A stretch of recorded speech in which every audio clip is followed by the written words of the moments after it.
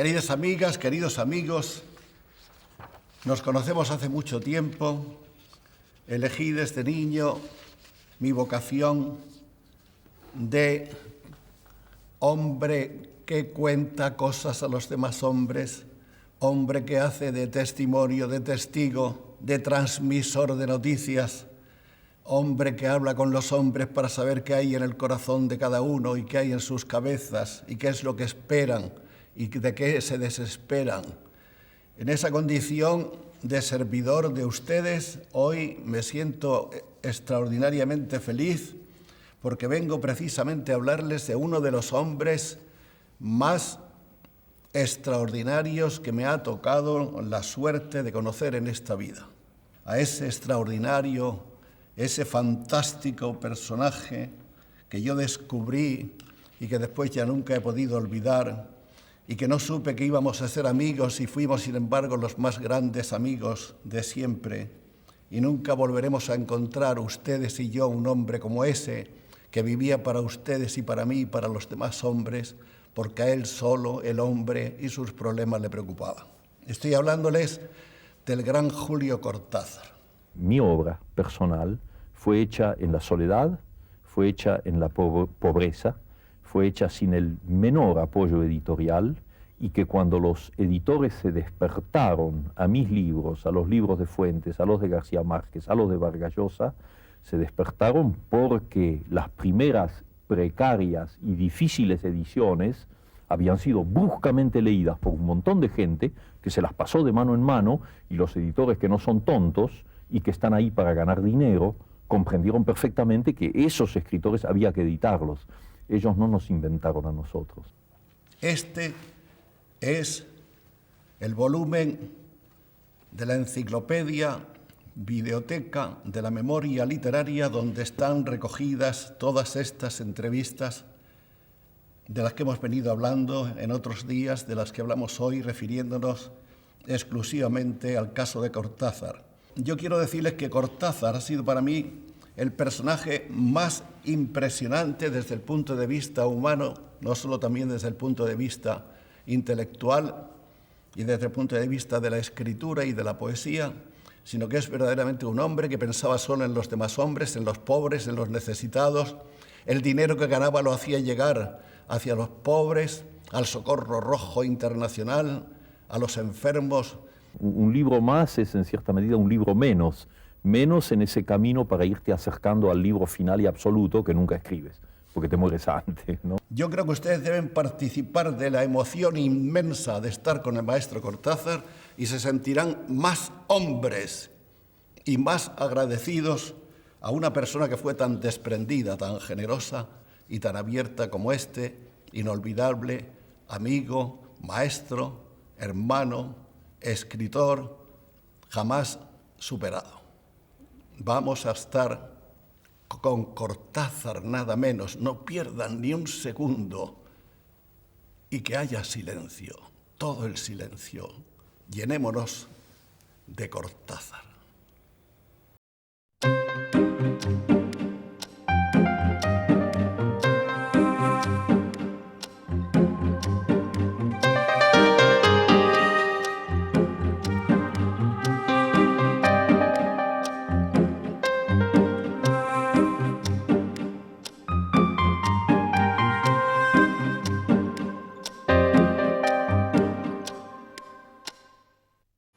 Especialmente felices esta noche porque hemos culminado una larga tarea, una pesquisa, como dirían los aficionados a la literatura policial, detrás de uno de los más grandes escritores de nuestro tiempo, Julio Cortázar.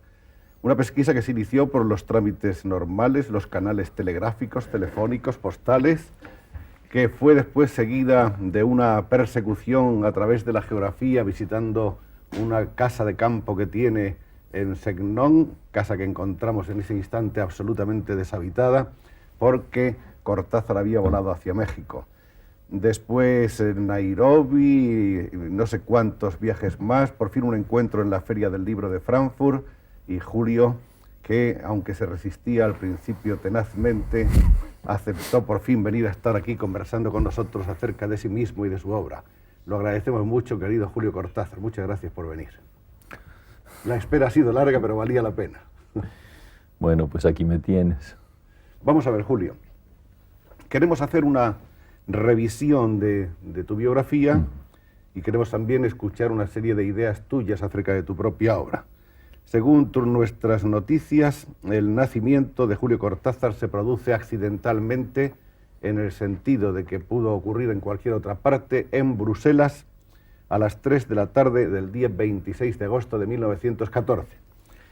Y parece que Julio ha contado alguna vez, me parece que en una entrevista a Alberto Perrone, que su madre le contó que estaba muy inquieta cuando le esperaba, escuchando al propio tiempo desde su cama en el hospital cómo sonaban los obuses alemanes que hacían explosión muy cerca. Es eso, ¿no?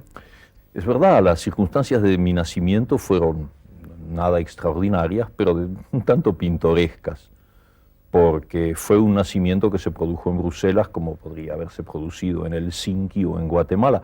Todo dependía de la función que le hubieran dado a mi padre en ese momento y el hecho de que él acababa de casarse y llegó prácticamente en viaje de bodas a Bélgica, hizo que yo naciera en esa ciudad en el mismo momento en que el Kaiser y sus tropas se lanzaban a la conquista de Bélgica, que tomaron en los días de mi nacimiento. De modo que ese relato que me ha hecho mi madre es absolutamente cierto y mi nacimiento fue un nacimiento sumamente bélico, lo cual dio como resultado a uno de los hombres más pacifistas que hay en este planeta. Ciertamente. En algunas de las solapas de tus libros se dice que tu padre era diplomático. No, no es exacto. No, mi padre era técnico en ciertas materias económicas en la Argentina, y entonces lo pusieron al frente de una misión económica que estaba agregada a la legación argentina en Bélgica.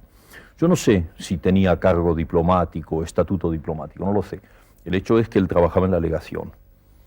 La guerra supongo que más tarde empujó a la familia Cortázar hacia horizontes un poco más gratos y menos peligrosos.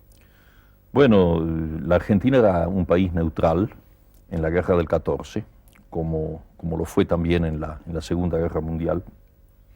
Y entonces mi familia no tuvo directamente problemas con los invasores, con los alemanes, que le permitieron pasar a un país neutral, en este caso Suiza, y luego España, y por eso es que yo entre 1 año y medio y 3 años y medio viví en Barcelona, hasta que en 1918, una vez terminada la lucha, la familia pudo volver a la Argentina. De esos años primeros, años tan remotos, los años infantiles, en los que quedan siempre imágenes muy vagas y un tanto evanescentes, ¿tú tienes recuerdos precisos? No, precisos no, pero tengo recuerdos. Y recuerdos que me preocupaban, me atormentaban un poco cuando yo era niño, porque hacia los 9 o 10 años, de cuando en cuando me volvían imágenes muy inconexas, muy dispersas, que yo no podía hacer coincidir con nada conocido. Y entonces se lo pregunté a mi madre. Le dije, mira, hay momentos en que yo veo formas extrañas y colores como baldosas, como mayólicas con colores. ¿Qué puede ser eso? Y mi madre me dijo, bueno, eso puede corresponder a que tú de niño en Barcelona te llevábamos casi todos los días a jugar con otros niños en el Parque Güell. Así que fíjate que mi inmensa admiración por Gaudí comienza quizá a los 2 años. Inconscientemente. Inconscientemente, sí. También un recuerdo de una playa, y luego supe que me llevaban a esa playa con otros niños. Una sensación amenazante de grandes olas que avanzaban y de mucho sol y un olor a sal, un olor muy extraño, muy inquietante para mí. Evidentemente el niño ve las cosas de una manera mucho más primitiva, sin ninguna conceptuación. Eso no pasa por el intelecto, es una intuición pura. Y volví así como a ráfagas. Y en los 2 casos mi madre me dio los suficientes elementos como para que yo pudiese finalmente identificarlos. ¿Alguna vez tuviste la tentación de ir al reencuentro de ese tiempo perdido, de esas imágenes lejanas? Sí, claro. La primera vez que vine a Europa, en el 49, tomé un barco cuya primera escala era en Barcelona. Y entonces lo primero que hice fue ir al Parque Güell. Y naturalmente la imagen ya no correspondía, incluso por una cuestión de óptica, ¿no? Yo miraba ahora el Parque Güell desde 1,93 m. 95, ¿acaso? 93. ¿Sí? 93. Se quita centímetros. No, no me quito ningún centímetro. Y en cambio el niño había mirado el Parque Güell desde abajo y con una mirada mágica que yo trato de conservar, pero que no siempre tengo, desdichadamente. Tampoco las olas tenían la misma entidad amenazadora. Bueno, las olas no son como la obra de Gaudí, las olas son intercambiables, de manera que es como todos los fuegos el fuego, ¿no? Todos los mares el mar, son el mismo mar. Sí. Vamos a hablar un poco de los padres de Julio. Tu padre creo que tenía origen o ascendencia vasca, tu madre francesa, aunque con o hija de franceses, aunque con los abuelos alemanes de Hamburgo, ¿no? Sí, mira, en este aspecto de la biografía, muchos argentinos coincidiríamos bastante porque tú sabes bien que la Argentina, país de inmigración, produce así unas especies de cócteles humanos, de mezclas de razas. Cosa, por cierto, afortunada, porque yo sigo creyendo que uno de los caminos positivos de la humanidad es el mestizaje. Cuanto más grande se haga, cuando la fusión de razas sea mayor, más podremos eliminar los chauvinismos, los patrioterismos, los nacionalismos de frontera absurdos e insensatos. Todos los hombres el hombre. Ojalá. No, pero espero que al mismo tiempo el hombre sea todos los hombres, porque tampoco pienso en un modelo unilateral. ¿Te imaginas un mundo en que todos fuéramos iguales? Bueno, ni siquiera las hormigas lo son, porque creo que tienen una división de tareas, ¿no? O las abejas. No, eso no. No, que el individuo se salve, si no la vida no tiene sentido. Pero bueno, en mi caso sí, claro, yo soy uno de esos cócteles producidos por inmigración. Por el lado paterno, Cortázar es un apellido vasco, me han dicho incluso que hay una aldea en el País Vasco que tiene ese nombre, que yo no he visitado nunca. Y mi bisabuelo era uno de esos vascos que emigró a la Argentina y que en una de las provincias del norte, en Salta, se dedicó a la agricultura y tal vez un poco a la ganadería. No lo sé bien, nunca me interesó el árbol genealógico. Incluso me faltan datos concretos, ¿sabes? No conozco muy bien mis antecedentes. Bueno, pero ese grupo, en todo caso, el paterno, eran vascos. Y del lado materno, mi madre era argentina nativa, igual que mi padre, pero hija descendiente de franceses y de alemanes. De modo que ya ves tú que las combinaciones de cromosomas, si es que las cromosomas tienen algo que ver en eso, es bastante complejo, sí. Y eso... Bien, después de la aventura belga y del paso por Zúrich y por Barcelona, se produce, terminada la guerra, el regreso a la Argentina. Parece que entonces la familia se instala en un pueblecito cercano a Buenos Aires. Sí, en uno de los suburbios de Buenos Aires, que nosotros pronunciamos Banfield, pero que tiene un nombre inglés, Banfield, y ese nombre inglés corresponde a uno de los muchos ingenieros ingleses que construyeron el sistema ferroviario argentino. Eso lo hicieron los ingleses. Y entonces les ponían los nombres de sus personas importantes. Había la estación que seguía la mía, se llamaba Temperley, de modo que había momentos en que uno podía creerse mucho más en Inglaterra que en la Argentina. Bueno, el pueblo se llamaba, nosotros lo pronunciábamos Banfield, y es un pueblecito que en esa época era realmente un pueblecito casi de campo, a media hora de Buenos Aires, media hora de tren, y que ahora ya está unido a Buenos Aires, como pasa en el proceso de todas las grandes ciudades. ¿Cómo era más o menos ese barrio en el que se movían el niño Julio Cortázar? Mira, es ese tipo de barrio que tantas veces encuentras en las palabras de los tangos. Es decir, no es el suburbio de la ciudad, pero es un poco el metasuburbio, el suburbio que le sigue. O sea, calles no pavimentadas, por donde en mi infancia todavía había mucha gente que andaba a caballo. Por ejemplo, el lechero nos traía la leche a caballo. La circulación de mercadería se hacía con carretas a caballo. Y era sumamente suburbano, con pequeños faroles en las esquinas, una pésima iluminación que favorecía el amor y la delincuencia en proporciones más o menos iguales, y que hizo que mi infancia fuera una infancia un poco cautelosa y temerosa, porque Las madres tenían mucho miedo por los niños. Había realmente un clima a veces inquietante en esos lugares. Y al mismo tiempo era para un niño un paraíso, porque la casa tenía un gran jardín que daba sobre otros jardines. Y entonces ese era mi reino, ¿no? En algunos cuentos eso ha vuelto así, ha sido evocado porque yo lo siento muy, muy presente y muy vivo. Bueno, y ahí hice los estudios primarios en una escuelita de la zona y allí viví hasta los 17 años. Eras ya un solitario en los primeros años, has tenido fama de tener una juventud muy solitaria y de haber seguido siempre, en cierto modo, haber seguido siendo siempre un solitario deseoso de tener amigos y de que todos los hombres se entiendan entre sí, pero muy avezado a tu soledad.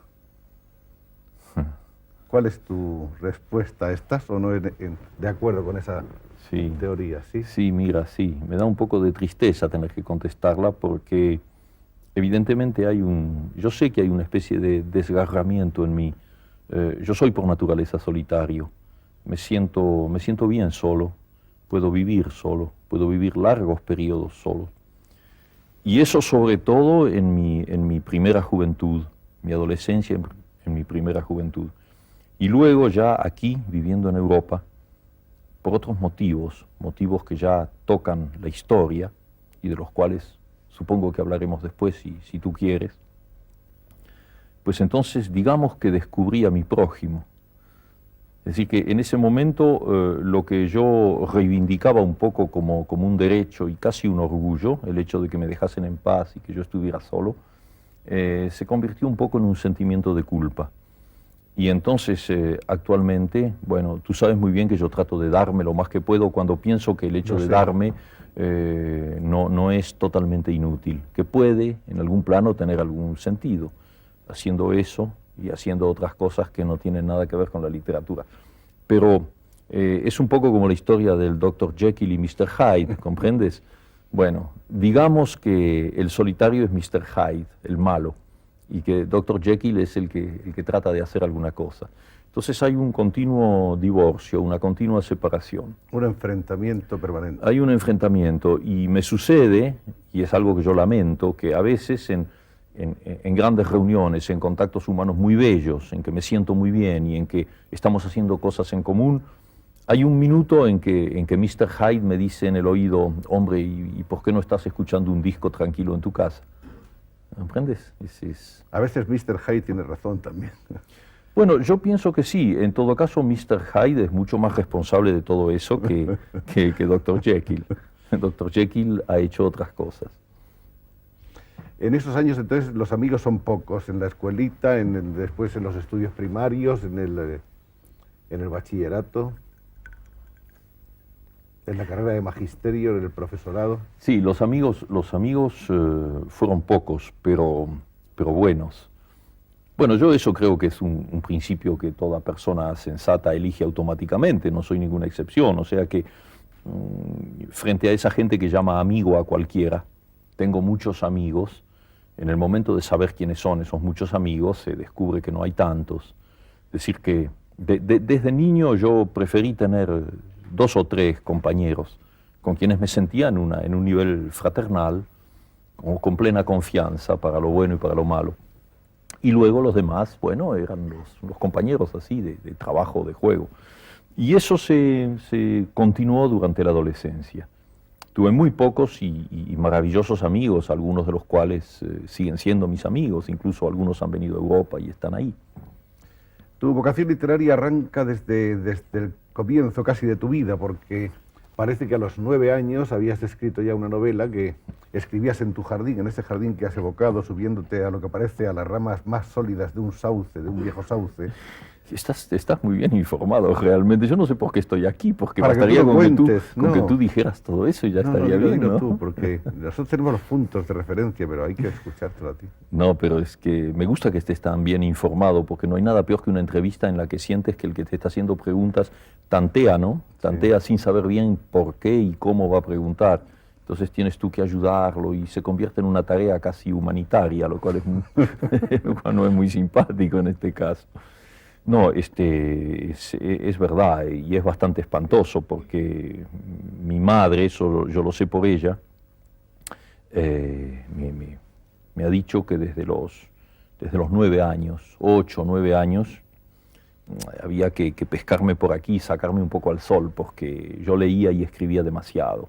Incluso hubo por ahí un médico que recetó que había que prohibirme los libros durante 4 o 5 meses, lo cual fue un sufrimiento tan grande que mi madre, que es una mujer sensible e inteligente, pues me los devolvió, pidiéndome simplemente que leyera menos, cosa que yo hice en ese momento.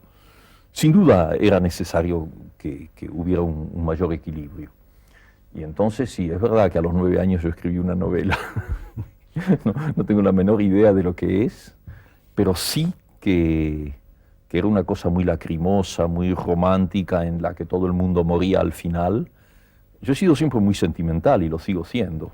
Tengo muy mal gusto, ¿sabes?, en materia de sentimientos. Soy fácilmente sentimental, soy de los que lloran en el cine y luego salen disimulando la cara. Y entonces esa novela era muy lacrimosa, lo mismo que los poemas.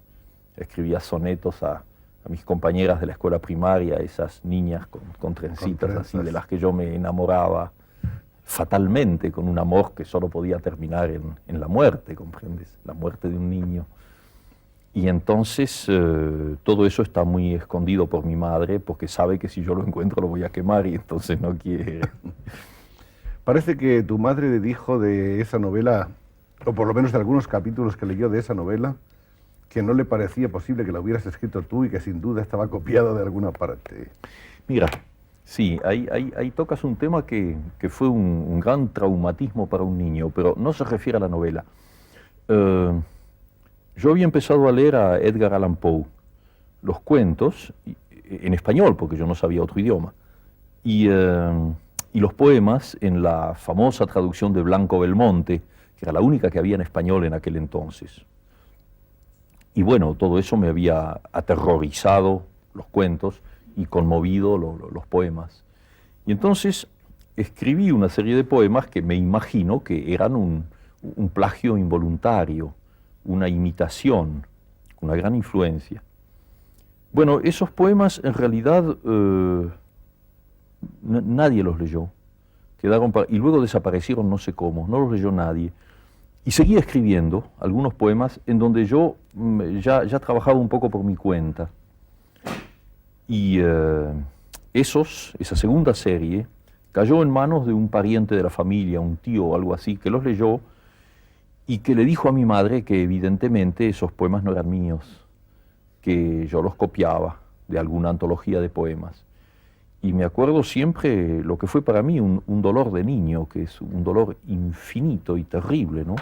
Cuando mi madre, en quien yo tenía plena confianza, vino de noche, una noche antes de que yo me durmiera, a preguntarme, un poco avergonzada, me acuerdo, si realmente esos textos eran míos o yo los había copiado. Ahora, el hecho de que mi madre pudiera dudar de mí, yo se los había dado diciéndole que eran míos, que pudiera dudar de mí, fue uno de esos, es como la revelación de la muerte, ¿sabes? Esos primeros golpes que te marcan para siempre. Descubrí que todo era relativo, que todo era precario, que había que vivir en un mundo que no era ese mundo de total confianza y de inocencia, ¿no? Fue uno de tus primeros dolores como escritor. Sí, ese y el descubrimiento de la muerte, que también fue muy temprano. Sí.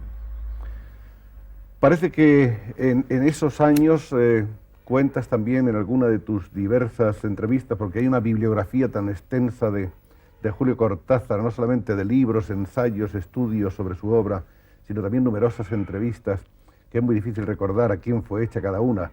Pero hablas también de que por esas fechas, más o menos, la figura de tu padre se convierte un poco en una figura borrosa, ¿no?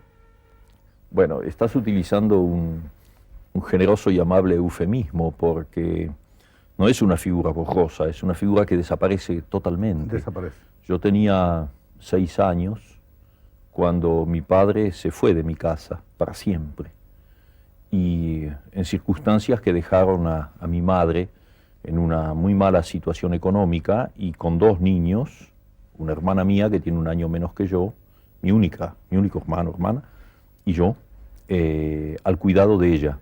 Mi madre era una mujer totalmente indefensa porque aunque tenía una excelente cultura, vivía en el mundo argentino de los años 20, es decir, un mundo machista a 100%, donde una mujer tenía que quedarse en su casa y si pretendía ejercer algún trabajo, alguna profesión liberal, mi madre podía haber sido una excelente traductora, por ejemplo, puesto que sabía inglés y alemán, además del francés y naturalmente el español. Fíjate el juego que le daba eso. Que tenía, sí. No, pero era absolutamente impensable. En ese momento era impensable. Y entonces mi madre tuvo que aceptar pequeños empleos en la administración nacional, porque eso sí era honorable, ¿sabes? Sí, empleado público sí, lo otro no. Entonces tuvo que educarnos con dificultades, con problemas económicos muy grandes. Y mi padre desapareció en ese momento y yo no volví a verlo nunca más. ¿No volvió a hacer acto de presencia? Bueno, no volvió a hacer acto de presencia cuando me enteré de que había muerto. Muchos años después, en la provincia de Córdoba, tuve una comunicación de un abogado que me comunicaba eso por algún papel que había que firmar, ese tipo de cosas. El hecho de estar sufriendo una serie de apuros económicos hizo que tú no pudieras cursar en la universidad. Es decir, comenzaste, pero tuviste que abandonar porque era realmente insostenible, ¿no? Sí, es exacto. Es decir que, bueno, el plan de estudios varía mucho en los países, de modo que en 2 palabras te digo cómo funcionaba. Terminada la escuela primaria, a los 13 años, una cosa así, luego hacías la escuela secundaria. Y en mi caso, yo entré en una escuela normal, que a los 18 años me dio un título de maestro normal. Y luego 3 años más de profesorado, que me dio un título de profesor. Ahora, ese título de profesor era una cosa totalmente absurda, porque el título era profesor en letras, no de, sino en letras. Vas a saber por qué. Y era un título que te facultaba para enseñar en los colegios secundarios realmente cualquier cosa. Gramática, geografía, lógica, instrucción cívica, historia. Realmente un hombre orquesta. Y yo no tengo demasiada admiración por los hombres de orquesta en ese plano, por lo menos. De modo que mi título de profesor no me satisfacía, ni mucho menos. Y entonces busqué el camino de la universidad, la Facultad de Filosofía y Letras, naturalmente en la rama de letras. Y fue en ese momento en que comprendí que no podía hacerlo, que tenía que utilizar ese título que ya tenía. Había sido maestro primario durante un tiempo, que podía ser profesor de enseñanza secundaria y ayudar a mi madre, naturalmente. Entonces nunca seguí la universidad, no tengo ningún diploma universitario. Estuviste durante 5 años más o menos dedicado a la enseñanza en distintos pueblos. Un poco más, mira, a mí me nombraron en el año, soy muy malo para las cronologías, en el año 39, sí, en el 39, y estuve hasta el año 45, lo cual hace 6 años, enseñando en un pueblo de provincias, en una escuela normal. En Chivilcoy. Primero en Bolívar y luego en Chivilcoy. Pequeñas ciudades, son más que pueblos, ¿no? Pequeñas ciudades de la provincia de Buenos Aires. Y luego, durante 1 año y medio, en una universidad de frontera, muy joven, que se acababa de fundar, la Universidad de Cuyo, en Mendoza, en la provincia de Mendoza. Que esa sí fue una universidad importante para ti. Sí, pero fíjate hasta qué punto era una universidad improvisada que yo enseñé ahí sin tener título universitario. Curioso. Porque era una universidad muy joven, muy pobre, pagaban unos sueldos de hambre, pero al mismo tiempo nos proponían a los jóvenes argentinos una especie de apostolado. Es decir, ir ahí a enseñar aquello que nosotros ya podíamos conocer un poco mejor que los estudiantes. Ese es un fenómeno impensable en Europa, todavía Totalmente. Es una de los milagros propios de América, sí, ¿no? Sí, claro. Y entonces alguien en Buenos Aires se había enterado de que yo había aprendido por mi cuenta el francés y que sabía alguna cosa de literatura francesa. Entonces me propusieron hacer un curso en la Universidad de Cuyo sobre literatura francesa. Entonces, pasar de un medio de enseñanza secundaria a universitario, para mí era una cosa muy hermosa, porque suponía ponerme ya en un nivel de alumnos, de estudiantes, que en otro plano. Y finalmente dejar de enseñar instrucción cívica. Tú comprendes que los procedimientos para votar y lo que se puede y lo que no se puede hacer en una sociedad llamada democrática no me divertía demasiado. Entonces fui ahí y estuve 1 año y medio hasta que llegó el primer gobierno de Perón y yo me marché. El primer libro del que tenemos noticia, el primer libro realmente impreso, es un libro de poemas que lleva por título Presencia. Ese libro aparece en 1938. 38. Son sonetos con influencias simbolistas muy marcadas. Es un libro del que no está nada seguro Julio Cortázar, como se evidencia en el hecho de que no lo firme con su propio nombre, sino con el seudónimo Julio Denis. ¿Era porque realmente no te sentías satisfecho de tus versos o como una precaución frente a otras cosas? Sí, yo creo que es la segunda parte de tu pregunta a la que puedo contestar afirmativamente, aunque no puedo darte muchas explicaciones, no. En realidad, tú sabes que los libros que se conocen en mi bibliografía, yo comencé a publicarlos bastante tarde. No he sido ningún escritor precoz en el plano de la edición. El plano de la escritura sí, pero no en el de la edición. Porque quizá haya un elemento culpable, una especie de narcisismo personal, pero yo lo veo como una autocrítica muy rigurosa. Tú sabes, siempre me pareció lamentable el caso de amigos y de conocidos que entre los 18 y los 20 años tenían sus primeros libros de versos y su primera novela y sus primeros cuentos y se desesperaban buscando un editor cuando leer esas cosas mostraba una falta de madurez muy grande y libros que podían ser simpáticos, que podían tener algo, pero que no justificaban tanta tinta y tanto papel. Y la verdad es que en la mayoría de los casos los autores de esas publicaciones precoces lo lamentaron mucho después. Se arrepienten al cabo de los años. Claro. En el caso de ese tomito de poemas, no hubo ningún arrepentimiento, porque fíjate, fue una edición que se hizo con una tirada absurda, 250 ejemplares, y que estaba destinado en realidad a los amigos. Eso, el librero, en esa época había una combinación de librero y editor en la Argentina, ¿no? Eran al mismo tiempo libreros y pequeños editores. El librero lo vendió al libro, es decir, supongo que habrá vendido algunos ejemplares, lo ponía en venta, digamos, pero el libro no estaba destinado para eso.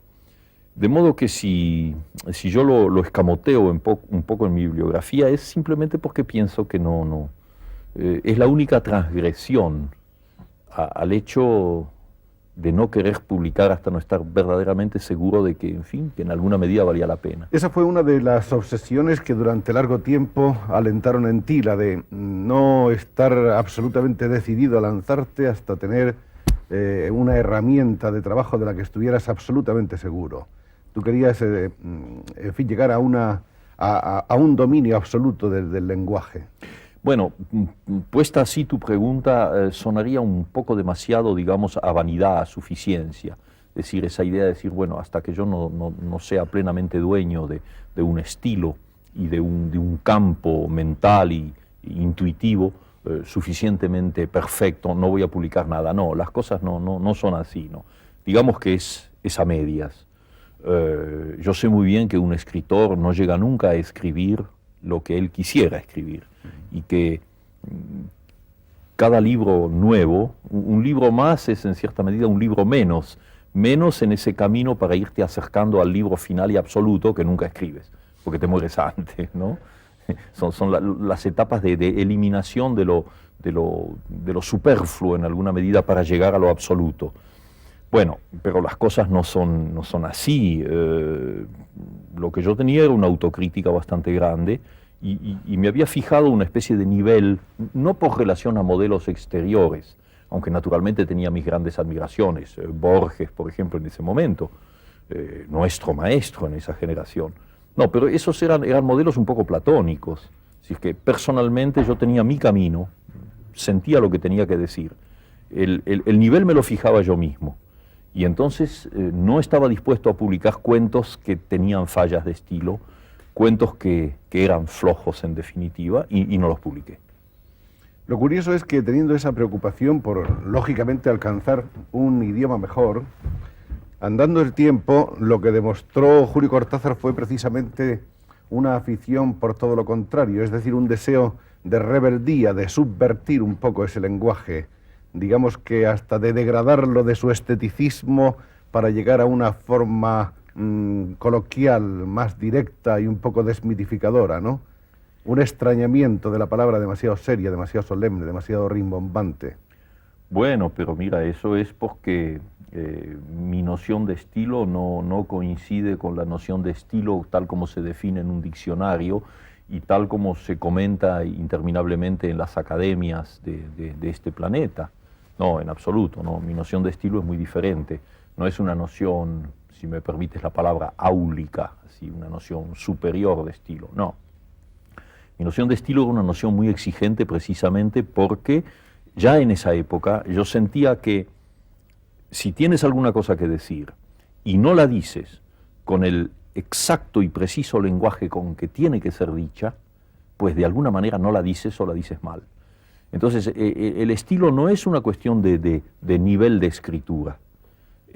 Un escritor argentino que escriba en lunfardo, en nuestro argot, como puede ser el caso del admirable Roberto Arlt, que ha sido también uno de mis maestros, pues ese hombre ha conquistado su estilo, porque lo que él está diciendo, lo que te está contando, pequeñas historias de rufianes, de rateros, de cosas que suceden en prostíbulos, en cafés, en la calle, solo puede tener un estilo que lo vehicule, que lo propulse eficazmente.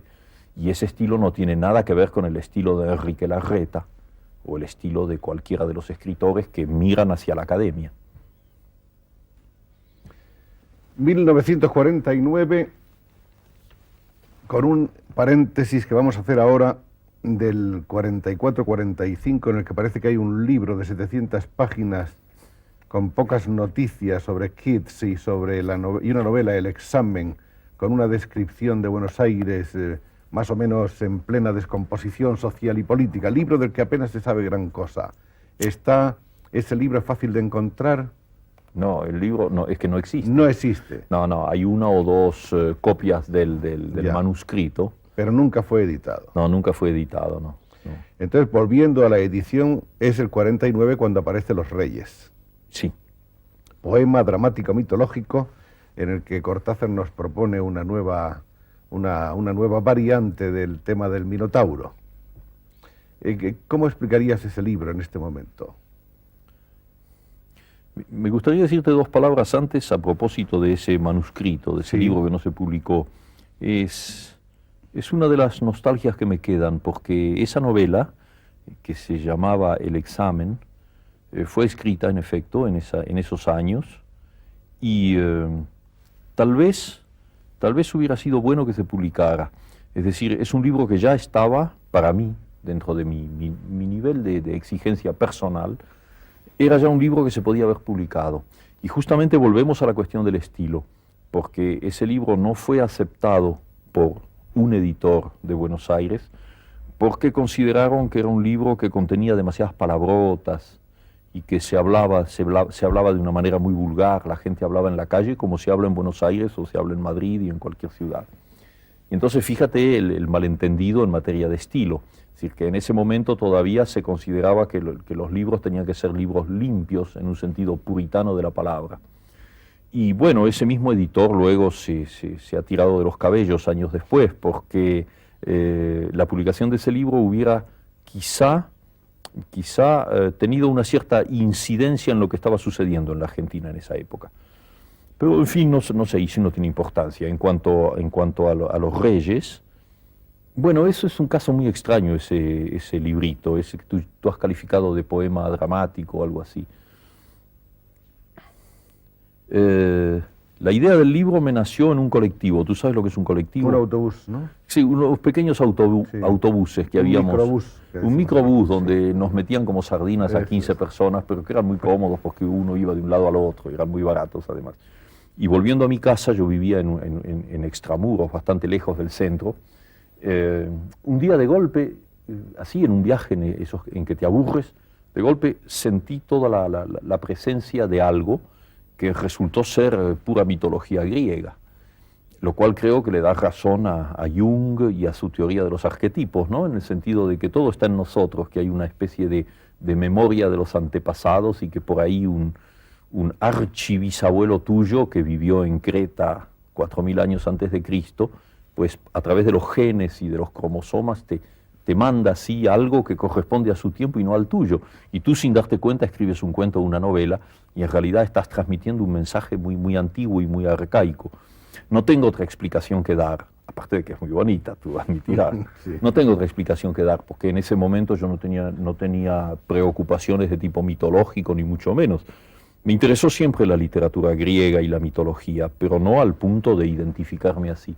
Bueno, pues eso en ese colectivo, que nada tiene de griego, salió así la noción del laberinto, en fin, el mito de Teseo y el Minotauro. Pero sucede que yo lo vi al revés. Y eso es lo que me interesó. Y cuando llegué a mi casa, pues comencé a escribirlo. Comencé a escribirlo y creo que en un par de días o 3 días lo hice. Es decir, la noción es lo contrario. Existe la versión oficial del mito. Teseo es el héroe que entra en el laberinto, guiado por el hilo de Ariadna, para poder volver a salir, y busca a ese monstruo espantoso que es el Minotauro, que devora a jóvenes rehenes, entonces lo mata, y sale como el gran héroe. Yo vi eso totalmente al revés. Yo vi en el Minotauro, vi al poeta, al hombre libre, al hombre diferente, y que por lo tanto es el hombre al que la sociedad, el sistema, encierra inmediatamente. A veces los meten en clínicas psiquiátricas y a veces los meten en laberintos. En ese caso eran laberintos, era un laberinto. Y entonces Teseo, en cambio, es el perfecto defensor del orden. Él entra allí para hacerle el juego a Minos, al rey. Es un poco el gángster del rey que va ahí a matar al poeta. Y efectivamente, en ese poema, cuando tú conoces el secreto del Minotauro, es que el Minotauro no se ha comido a nadie. El Minotauro es un ser inocente que vive con sus rehenes y que juega y danza y ellos son felices dentro de él. Entonces llega este joven Teseo que tiene los procedimientos de un perfecto fascista y que lo mata inmediatamente. Es el nazi. Si quieres, ¿por qué no? Me da lo mismo, mira, sí. Están todos en el mismo juego. Bueno, esa inversión del tema, claro, era una cosa un poco heterodoxa y que causó un cierto escándalo en los medios, digamos, académicos, pero a mí me divirtió escribirlo, y aunque está escrito en un lenguaje, que incluso el lenguaje yo creo que viene de alguien que no soy yo, porque es un lenguaje muy suntuoso, muy lleno de palabras que bailan y que cantan, ¿no? Pero estoy contento de haberlo escrito. Ahí aparecen además 2 cosas que son ya a partir de ese momento como muy constantes en toda la obra de Cortázar. Una de ellas es el laberinto, que podríamos decir que está siempre presente como quizá lo está en la vida de todo ser humano. Y luego quizá esa óptica característica del escritor, que es la de buscar siempre el revés de las cosas, no verlas de frente, advertir algo más que lo que ve una mirada ociosa y distraída sobre un libro, sobre una mesa. La mirada de Cortázar trata de desentrañar qué hay detrás de eso, cuáles son sus relieves, sus perfiles, sus sombras, su otra cara, ¿no? Es curioso, mientras me decías eso, ¿sabes lo que me vino a la memoria? Uno de los versos de Federico García Lorca, que han quedado así como, ciertas cosas te quedan como un tatuaje en el cuerpo, ¿no? Yo tengo algunos versos tatuados en la memoria, y ese, ya no sé en qué poema, en que él dice, lo voy a citar mal evidentemente, es algo así como que yo no soy nada, pero solamente un pulso herido que ronda las cosas del otro lado. Coincido exactamente con lo que me has dicho tú, y yo creo que en realidad el poeta es ese hombre que no se conforma con este lado de las cosas, sino que busca el otro lado. A veces lo encuentra, a veces no. Él sí, él lo encontró siempre. Parece que tú también. No sé, eso lo dices Parece que tú, también, eso lo dices tú, yo. Nos has descubierto un universo, el universo cortazariano, en el que no cabe duda de que has acertado a ver y a enseñarnos muchas cosas que no éramos capaces de ver los demás. Mira, si alguna cosa de que yo he escrito ha podido mostrarle el otro lado de algunas cosas a mis lectores, a mis amigos, te imaginas que es la más grande recompensa que yo puedo tener. Personalmente yo sigo teniendo una sensación de lo que está del otro lado y sigo buscándolo. Aparte de que tus ideas muchas veces expuestas sobre lo que son, por ejemplo, el realismo y el surrealismo y la fantasía son ideas enormemente lúcidas. ¿Por qué no nos explicas un poco esta teoría tuya sobre lo que es real, sobre el realismo? Brevemente. Pero creo que es estupendo poder escuchártelo. Lo que me fastidia es que digas que mis ideas son lúcidas, porque si algo no tienen es de lúcida. Yo en realidad sabes que tengo muy pocas ideas. Yo no sé pensarlo. Yo creo que tengo intuiciones. Así que veo cosas y luego, naturalmente, hay luego un proceso intelectivo que trata de apretarlas, de meterlas, de conceptuarlas con grandes pérdidas. Entonces, a mí me maravilla, por ejemplo, el funcionamiento de una inteligencia pura. Cuando hablo con alguien que es un gran intelectual, en el sentido preciso de la palabra intelectual, y veo cómo la inteligencia asocia ideas y crea continuamente silogismos internos, saca consecuencias y de esas consecuencias se crea un nuevo silogismo y luego vuelve otra consecuencia. Yo soy absolutamente incapaz de eso. No sé discutir, cualquiera me gana una discusión. No sé defender mis puntos de vista.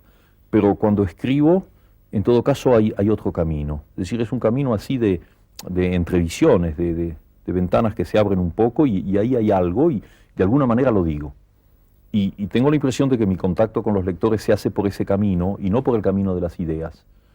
Por eso es que las circunstancias actuales, en donde tú sabes muy bien que los compromisos de tipo geopolítico, la fe que uno tiene en ciertos destinos de la humanidad, son ya indisociables de la literatura. Lo sabemos y yo lo sé y lo asumo.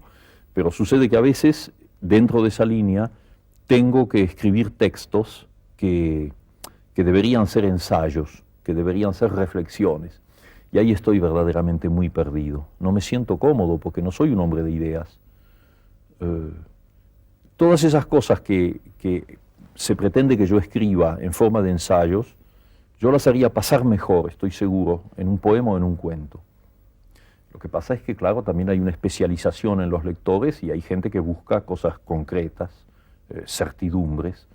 Bueno, entonces pues hay que apechugar y te pones a la máquina y escribes 10 páginas sobre lo que piensas que es el fascismo y lo que piensas que es el socialismo, pero en realidad yo me siento mucho más cómodo en un terreno que toca lo irracional. Ese es mi verdadero campo. Ahora, lo que no sé si te contesté la pregunta, porque ya está muy lejos. Ya nadie sabe dónde está esa pregunta. Bueno, la dejamos mejor. Tampoco importa demasiado. La ventaja de las preguntas es que se vuelan, ¿no? Después de los Reyes aparece el primer libro donde ya quizá está presente la manera de hacer de Cortázar, esa manera de hacer con la que nos acabaríamos identificando, que es Bestiario, donde se recopilan 6 cuentos. Ahí abandona ya la preocupación, digamos, formalista de las obras anteriores, aparece su lenguaje coloquial y más directo, y surgen ahí los elementos fantásticos del absurdo, del humor, todos ellos muy, muy entrelazados. Bueno, esto en realidad te ha traído de vuelta la pregunta anterior, porque tú has hablado de lo fantástico. Y es ahí justamente donde se sitúa la noción que yo tengo de la realidad, y que creo que era lo que tú querías saber anteriormente. Sí, toda esa serie de cuentos de Bestiario son los primeros cuentos en que yo me sentí relativamente seguro de haber dicho lo que quería decir. Son cuentos fantásticos, pero lo que pasa es que la noción de fantástico es una noción que también el diccionario, el cementerio. El cementerio ha dividido para separarlo de lo real. Yo he dicho por ahí, y te lo repito porque creo que es bastante ilustrativo, que una de mis tristezas de niño fue cuando, habiendo leído una novela de Julio Verne, que es uno de mis maestros, que extrañamente, en vez de ser una novela de anticipación científica, era una novela fantástica, porque por primera vez planteaba el tema del hombre invisible, que luego Wells volvió célebre. Esa novela, que es poco leída, se llama El secreto de Wilhelm Storitz, a mí me había absolutamente fascinado. Y entonces la presencia de un hombre invisible a mí me parecía, bueno, perfectamente posible en las circunstancias del libro. Y le di esa novela a un compañero de escuela primaria, debía yo tener 12 años, y era un chico que leía, que le gustaba leer. Yo se lo di, esperando que él se maravillase tanto como yo. Y me lo devolvió 2 días después, desdeñosamente, diciéndome, no, esto es demasiado fantástico. Y ahí apareció la palabrita. Entonces, ese día, sin poder racionalizarlo, en mi ignorancia de niño, yo me di cuenta oscuramente que mi noción de lo fantástico no tenía nada que ver con la noción que podía tener mi madre, mi hermana, mi familia y mis condiscípulos. O sea que descubrí, y era un poco penoso, que yo me movía con naturalidad en el territorio de lo fantástico sin distinguirlo demasiado del territorio real. Claro. Es decir, que sucedieran cosas fantásticas en los libros o que pudieran sucederme a mí en la vida, eran hechos que yo asumía sin protesta y sin escándalo. Y me encontré envuelto ya en un sistema social donde eso sí es un escándalo y se lo reduce inmediatamente de manera racional, diciendo, bueno, es una casualidad, es una coincidencia. No, es una excepción. ¿Ves? Todas las maneras de echar hacia atrás lo que te está amenazando por otros caminos que los caminos de la lógica. Bueno, entonces, como ves, mi noción de fantástico es una noción que finalmente no es diferente de la noción del realismo para mí, porque mi realidad es una realidad donde lo fantástico y lo real se entrecruza cotidianamente. Lo fantástico a veces es la cara oculta de la moneda y a veces es la cara visible de la moneda. Sí, exactamente, es eso, es eso. Ahí en Bestiario aparecen esas historias realmente fascinadoras, empezando por la de la señorita sensitiva que se cree que tiene un tigre, y continuando por otra serie de historias, todas ellas bellísimas. Por ejemplo, ahí está lo de esos hermanos expulsados de su casa, casa tomada. Hubo un tiempo en que se dijo que ese cuento, que es un cuento muy breve y profundamente intenso, era un cuento que quería ser como una alegoría del peronismo y de la situación argentina. ¿Es cierto o es una atribución de la calle? Sí. No, es absolutamente cierto, sí, y fue para mí una sorpresa enterarme de que existía esa versión. Fue quizá la primera vez en que yo descubrí una cosa que es muy bella en el fondo, y es la posibilidad de la múltiple lectura de un texto. O sea, descubrir que hay lectores que te siguen como escritor, que se interesan en lo que tú haces y que al mismo tiempo están leyendo tus cuentos o tus novelas desde una perspectiva totalmente diferente de la mía en el momento de escribirlas y que tienen una segunda o una tercera interpretación. Mi interpretación de ese cuento, te la puedo decir y ha sido dicho ya en otras entrevistas, eso es el resultado de una pesadilla. Yo soñé ese cuento, solo que no estaban los hermanos, había una sola persona que era yo, y me desplazaba, algo que no se podía identificar me desplazaba poco a poco a lo largo de las habitaciones de una casa hasta echarme a la calle. Es decir, que había esa sensación que tienes en las pesadillas, en que es el espanto total, sin que nada se defina, es simplemente el miedo en estado puro. Algo espantoso va a suceder un segundo después, y a veces por suerte te despiertas, casi siempre te despiertas antes de que eso se produzca. Bueno, en ese caso era lo mismo, había una cosa espantosa que avanzaba, indefinible, se traducía por ruidos, una sensación de amenaza que avanzaban así, entonces yo me iba creando barricadas. Retrocediendo y cerrando puertas. Exactamente, hasta que la última puerta era la de la calle. Y en ese momento me desperté, antes de salir a la calle, me desperté. Y me acuerdo muy bien que inmediatamente me fui a la máquina de escribir y escribí el cuento de una sentada. O sea, que esa es mi lectura del cuento. Ahora, esa interpretación de que quizá yo estaba traduciendo mi reacción como argentino frente a lo que sucedía en la política, no se puede excluir, porque es perfectamente posible que yo haya tenido esa sensación que en la pesadilla se tradujo de una manera fantástica, de una manera simbólica. En realidad, cualquier análisis psicoanalítico de nuestros sueños te demuestran que ese terrible león es tu tía Juanita y que sí, claro, y, ¿no es cierto? Y que el gato es tu hermana y que... Cualquiera de las cosas que en la vida real te incomodan. Claro, sí. se crea toda una Sí. simbología de sustituciones. Exacto. El sueño sustituye una cosa por otra, te lanza un mundo de símbolos, y bueno, y hacía falta Freud para explicarlos y los que han venido después.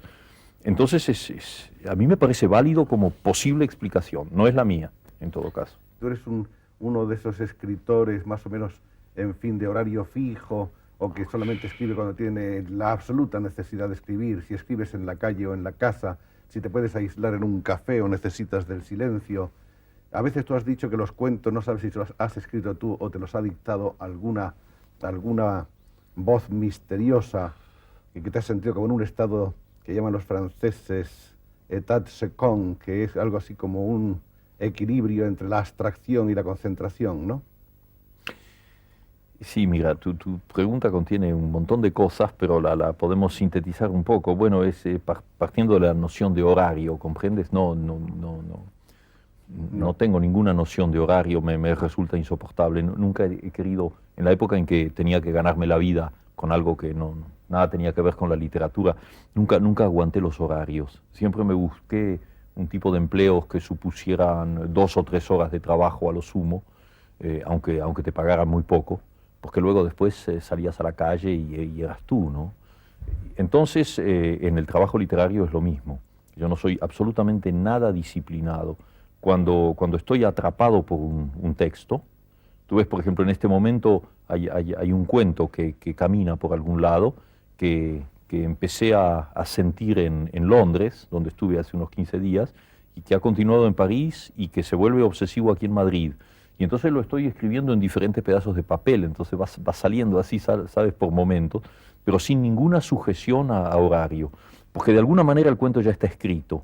Lo que necesita simplemente es convertirse en idioma, y ahí ese es mi trabajo, pero el cuento ya está escrito, no tengo ningún temor. Es decir, podrían suceder nuevas interrupciones, 3 semanas en que yo no pudiera trabajar, no importa, el cuento ya está hecho. Yo lo terminaré en el primer momento en que tenga un café o un café donde se pueda escribir, o un tren, o un avión, o mi casa. Entonces trabajo de una manera muy desperdigada, muy anárquica, sin ningún horario. No, salvo, y ya no es una cuestión de horario, ya es una cuestión de obsesión, lo que tú llamabas état second, ¿no? Una Sí. especie de estado hipnótico. Salvo cuando estoy llegando al punto central de lo que quiero decir, porque en ese momento yo soy un poco la víctima de lo que estoy haciendo, soy poseído por lo que estoy haciendo, y fíjate, cuando todo el final de Rayuela fue escrito en condiciones físicas tremendas, porque yo me olvidé del tiempo, no sabía si era de día o de noche, y me acuerdo que mi mujer venía con un tazón de sopa, o me decía, bueno, hay que dormir un poco, ese tipo de cosas, durante varias semanas. Pero antes de eso, habían pasado 2 años en que yo no había hecho nada, escribía cosas sueltas, así, un capítulo, otro. Y luego hay un momento en que todo se concentra y ahí tienes que terminar. Pero no es una noción de horario, sino una noción de obsesión, de concentración. O sea que si yo hubiera llegado a esa altura del cuento de que te estaba hablando y hubiera tenido que terminarlo, hubiera encontrado un pretexto para no venir aquí, porque, sí, de alguna manera me hubiera escapado, porque eso hubiera sido más importante. Por suerte no lo era. Me siento muy feliz de que no se haya producido. Yo también estoy muy feliz, no contigo, sino contigo y con tantos más así invisibles y con presentes. Tus lectores y amigos. Sí, los amigos sobre todo. Vamos a seguir porque el tiempo se nos marcha, vamos a seguir hablando de la obra. Bueno, a todo esto se ha producido ya el autoexilio de Julio Cortázar, disconforme con el peronismo, se viene a Europa. Ese es un viaje curioso porque es un viaje que yo creo en cierto modo había soñado varias veces Julio, lo intentó una vez a los 18 años con unos amigos, parece que se quería venir en un viaje de carga, fracasó el intento, pero por fin eso se produjo. Viene a Europa, creo que una de sus primeras ideas en ese viaje es precisamente desembarcar en Barcelona para reencontrarse con el clima de su infancia. Con el Parque Güell. Con el Parque Güell sobre todo. y se instala en París. Yo no sé, durante mucho tiempo Mario Vargas Llosa había descrito la casa en que tú vivías en París, una casa, decía él, que era alta y angosta como tú, atiborrada de libros y con una especie de pizarrón lleno de lo insólito cotidiano que tú recortas de periódicos y revistas, de cosas que te llaman la atención y que tienes ahí un poco delante de tus ojos, ¿no? Sí, y donde en el 15, Sí. donde suceden cosas muy curiosas, ¿ves? Que se refiere ya al mundo de lo fantástico. Me alegra que recuerdes eso porque me trae una imagen muy, muy precisa. Sí, era una biblioteca que tenía tenía una plancha de madera que la cerraba en uno de los lados. Y era una madera muy fea, muy vasta. Y entonces yo empecé así con tachuelas a fijar cosas que podían ser reproducciones de cuadros, tarjetas postales, dibujos de amigos o algún dibujo que podía haber hecho yo y que me gustaba en ese momento. Los iba fijando así. Y había, por ejemplo, una fotografía de Louis Armstrong tocando la trompeta, que tú sabes que es uno de mis dioses. Mis dioses están en la tierra, no en otro lado.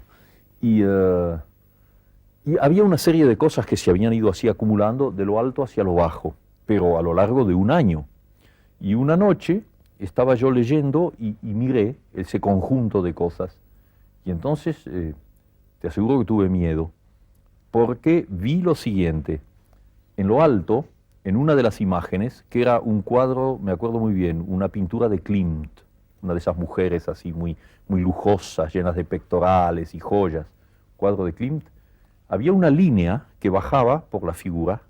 Entonces, esa línea se comunicaba directamente con, digamos, un programa de cine que yo había pegado ahí, y la línea continuaba sinuosamente de lo alto hasta el suelo, sin una sola interrupción. Ahora, espero que me crea, Joaquín, Te creo. porque es absolutamente exacto, y la tontería fue que no hice una foto, pero finalmente, ¿para qué una foto? La foto no hubiera hecho más que dar una prueba material de la cosa. Pero tú comprendes haber estado pegando al azar durante un año montones de cosas y luego encontrar una línea conductora que pasa por el perfil de un personaje, que baja por un paisaje, por una casa, se desliza por un prado y entra en la foto de Armstrong tocando la trompeta y pasa por su brazo y sigue. Bueno, ahí tienes una de las pruebas de que el sentimiento de lo fantástico para mí no se puede explicar lógicamente. Está ahí y se acabó. Y no hay más que hablar. De pasada hiciste una alusión a esos dioses tuyos de la tierra, esa afición que ha aparecido en muchos de tus cuentos y de tus obras, que es el mundo del jazz, el mundo del boxeo, en fin, ese mundo un poco que es un mundo fascinante y poco, hasta ahora considerado como poco literario, ¿no? Sí, considerado como poco literario por quienes tienen de la literatura exactamente la idea que no tengo yo, es decir, una idea selectiva, una idea clasista, como Cerrada. se dice en el plano político, ¿no? O sea que la literatura tiene temas que se pueden tratar y temas que no se pueden tratar. Bueno, tú sabes que eso es un problema liquidado y no hay para qué hablar más, porque cualquiera de los que hablan en este momento o no se escuchan en este momento lo saben de sobra.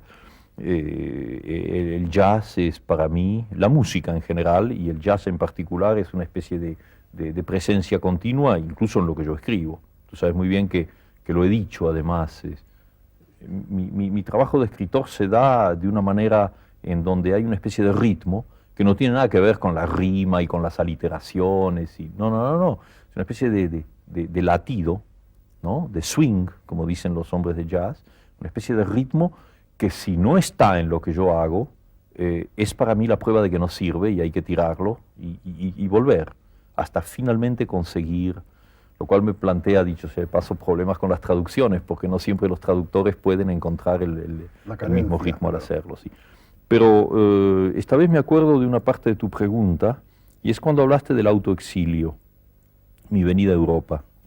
Mira, esa palabra exilio, que tiene en este momento un valor más que nunca espantoso, merece quizás, si tú me lo permites, un pequeño aparte.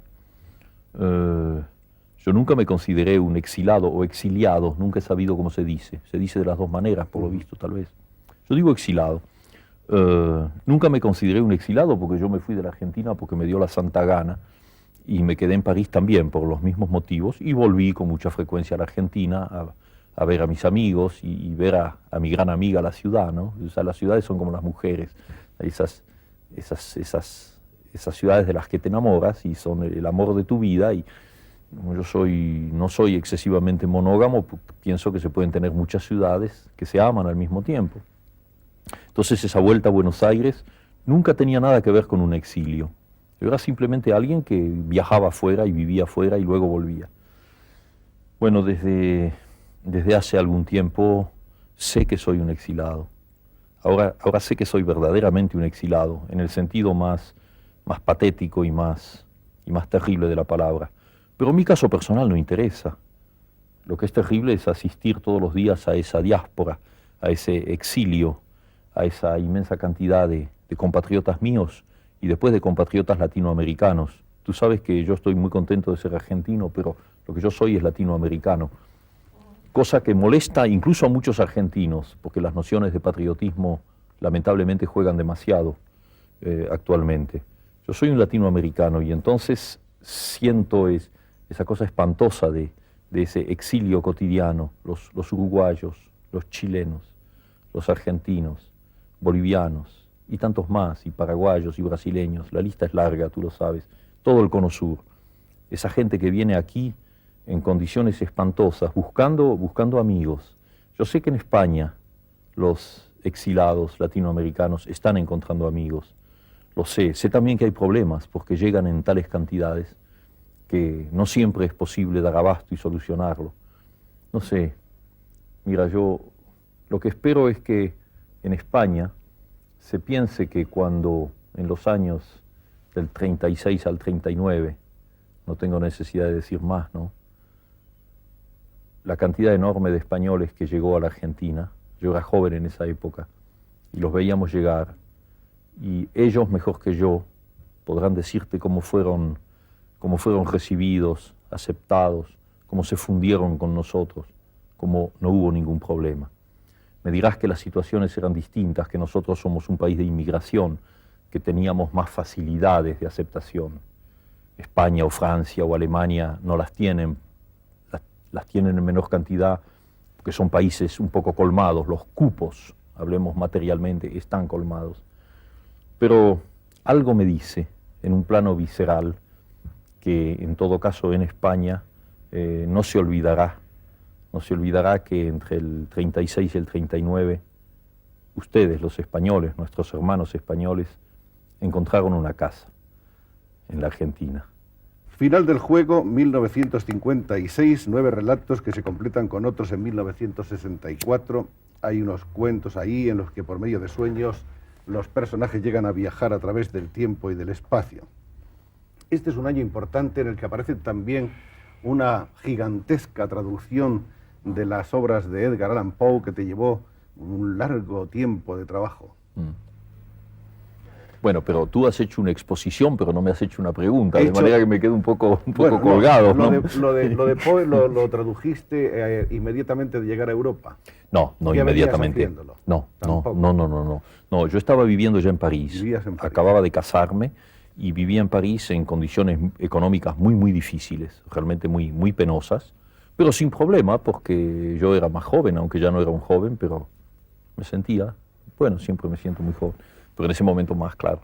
Y la Universidad de Puerto Rico, donde estaba Francisco Ayala, que había vivido, bueno, era uno de los hombres que había ido a la Argentina, nos habíamos hecho muy amigos. Ayala hizo un trabajo espléndido en la Argentina, fundó una revista, dictó cursos, nos enseñó montones de cosas, y luego la Universidad de Puerto Rico lo contrató, y ese fue allá. Y Paco Ayala se acordaba de nuestras discusiones sobre Edgar Allan Poe, un amor común, ¿sabes?, en Buenos Aires. Y entonces se le ocurrió la idea de que hacía falta una traducción de las obras completas en prosa, porque finalmente en esa época de Poe había la traducción discutible muchas veces de los cuentos más conocidos, pero faltaban los otros cuentos y faltaban todos los ensayos, que son muchos de ellos fundamentales. Entonces me escribió ofreciéndome esa traducción y un contrato de la universidad. Yo en ese momento me fui a vivir a Italia, porque en Italia se podía vivir con menos dinero que en Francia.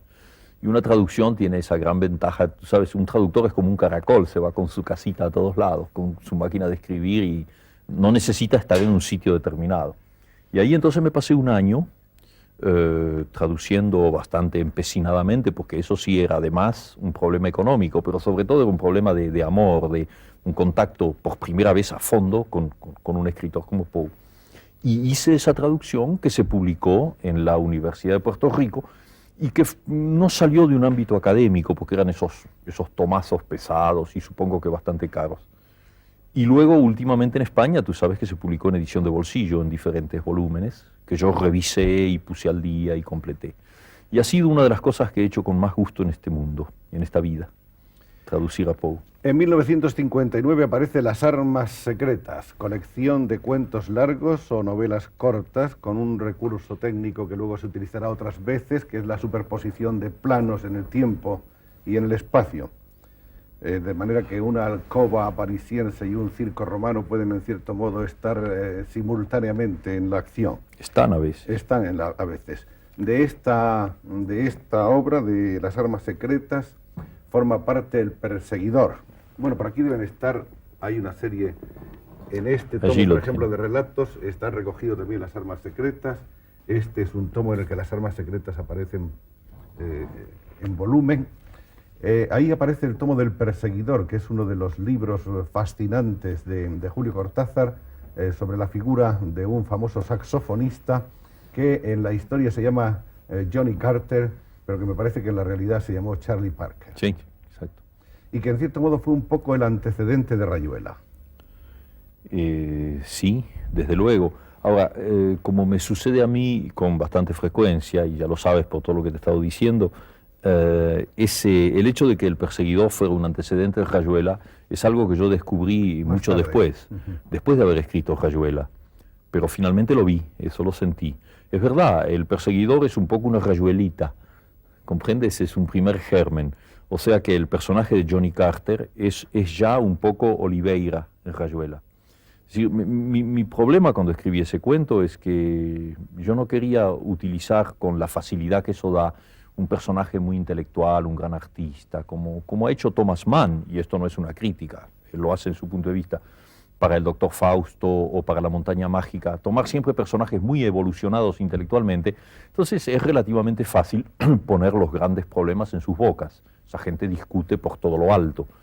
Pero yo conozco en mi propia vida, y yo soy uno de ellos, gente que en el fondo no pertenece a un alto nivel intelectual, gente fundamentalmente media, mediocre incluso, y que sin embargo vive experiencias de angustia, experiencias metafísicas, para usar la palabra, una necesidad de apertura, una necesidad de ver lo que hay del otro lado de las cosas. Volvemos a eso.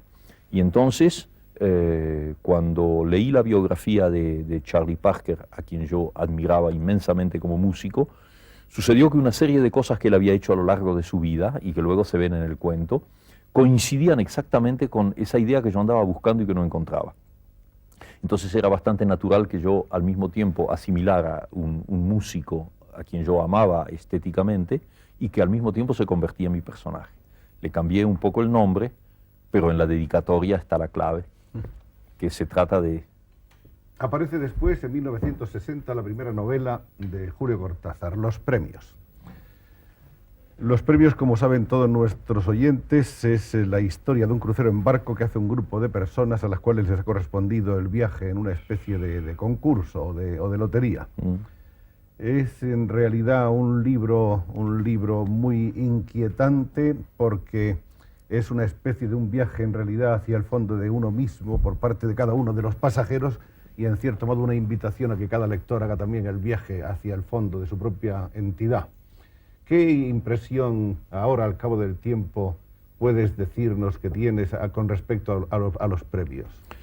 Bueno, te contesto si me echas un poco de tu whisky en mi vaso. Porque... ¿Cómo? No te doy el vaso. No, me echas un poco. Tú guardas el que te hace falta también. Mira, la impresión que yo guardo de los premios es una impresión de gran cariño personal, porque fue una tentativa para mí muy difícil. Yo había escrito un par de novelas, una que quemé y la otra el examen que no se publicó, sí. Pero eran novelas con pocos personajes, muy concentradas, y luego los cuentos. O sea que cuando me vino la idea de los premios, se me planteó una duda de tipo técnico. Es que yo sería capaz de manejar un relato novelesco con 15 o 16, o creo que hay 18 personajes más o menos importantes, dándoles una cierta coherencia y sobre todo que no fueran muñecos, sino que fueran realmente gente que viviera su episodio. Entonces la escribí de una manera, si tú quieres, experimental, tanteándome a mí mismo, viendo hasta dónde podía llegar, y al mismo tiempo atrapado por la situación, porque, y eso lo dice, hay una notita en los premios, en donde yo cuento que a mí me pasó exactamente lo mismo, claro, cada uno a su nivel, de lo que le pasó a Cervantes con el Quijote, es decir, que el personaje se le dio vuelta, y ese personaje un poco grotesco y ridículo del comienzo, pues ya sabemos en lo que se convierte. A mí me pasó con ese personaje que se llama el Pelusa. Fíjate que en ese momento yo estaba muy lejos de tener una conciencia política. Yo pertenezco a la pequeña burguesía argentina y tenía prejuicios de tipo clasista. Entonces ese personaje, el Pelusa, que es un hombre del pueblo, un hombre popular, yo comencé a verlo irónicamente, sin antipatía, porque nunca he tenido antipatía en esos planos, pero desapegadamente, es decir, él no tenía nada que ver conmigo. Entonces yo lo trataba de una manera, no diré burlona, pero ligeramente irónica. Y a medida que avanzaba en el libro y la acción se iba cumpliendo, yo mismo no sabía cómo iba a terminar el libro, como no lo saben los personajes. Nadie sabe qué había en la popa de ese barco, y yo tampoco. Ese personaje, el Pelusa... Y nunca se sabrá. No, nunca se sabrá. En este plano, por lo menos. Quizá en otro plano de la realidad se sepa, anda tú a saber, ¿no? Ese personaje se me dio vuelta y se agigantó y terminó siendo uno de los personajes más humanos, y es el que realmente juega un papel capital en el final del libro. Bueno, todo eso me dio a mí una relativa seguridad de que yo podía manejarme en un universo novelesco y no solamente en los límites más ceñidos de los cuentos.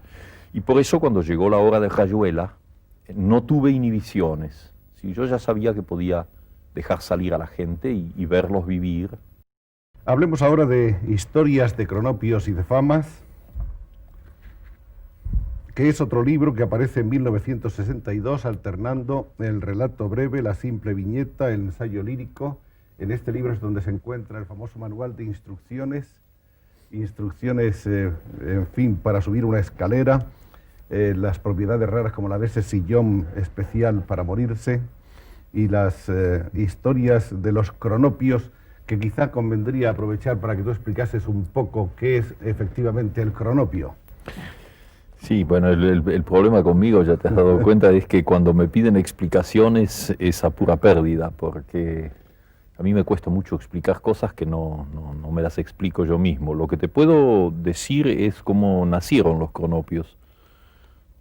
Yo estaba en París en 1952, creo, y fui a un concierto en el Teatro de Champs-Élysées donde había un gran homenaje a Igor Stravinsky, músico que es uno de los músicos que también me ha marcado a lo largo de mi vida. Y yo estaba muy conmovido viendo por primera vez a Stravinsky, que dirigía la orquesta, y estaba Jean Cocteau, otra gran presencia en mi juventud, que era el recitante en una de las obras. Y vino el entreacto y todo el mundo salió a tomar café y yo estaba solo y no tuve ganas de salir y me quedé solo ahí en una de esas localidades, las más baratas, ¿no? Y me quedé completamente solo en ese inmenso teatro. Entonces, de golpe, me acuerdo muy bien de eso, de golpe tuve un poco como la sensación de que había en el aire así personajes indefinibles, unas especies de globos que yo los veía un poco de color verde, que muy cómicos, muy divertidos y muy amigos, que andaban por ahí, circulaban, y su nombre era Cronopios, se llamaban Cronopios, venían así. Más tarde los críticos han buscado las explicaciones críticas, es decir, Cronos, el tiempo, pero tú que conoces el libro sabes que que no es defendible porque el tiempo, bueno, ellos tienen su tiempo como todo el mundo, un tiempo un poco especial, pero no es un detalle esencial en su manera de ser. Vino así, el nombre y la imagen. Y por eso es que al principio, cuando se los define, se busca la definición. En el mismo libro, yo empecé a escribir sin saber cómo eran, y luego ya tomaron un aspecto humano y relativamente humano, porque nunca son completamente seres humanos, con esas conductas especiales de los cronopios, que son un poco la conducta del poeta, la conducta de la social, del hombre que vive un poco al margen de las cosas, frente a los cuales se plantan los famas, que son los grandes gerentes de los bancos y los presidentes de las repúblicas, entonces la gente formal que defiende un orden, etc. Bueno, así, ese es el nacimiento de la cosa. Cronopios, famas y esperanzas. Bueno, las esperanzas son personajes intermedios que están un poco a mitad de camino y que están un poco sometidas a la influencia de los famas o de los cronopios según las circunstancias. Entonces todas esas aventuras que les suceden dependen de la psicología de cada uno de ellos. Nos encontramos ya con el año 1963, es un año trascendental en la historia de la narrativa hispanoamericana, es también un año importantísimo para Julio Cortázar porque aparece Rayuela.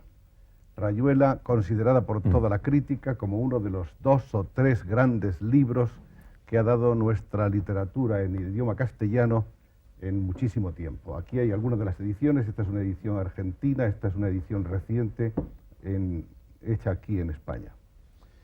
Rayuela no tiene asunto, como es sabido. Rayuela plantea una cantidad de temas y de problemas y de posibilidades tremendas, empezando por esa tabla de dirección que hay al principio, en la que Julio Cortázar advierte al lector de que el libro puede ser leído de muy diversas maneras y no es nunca el mismo libro.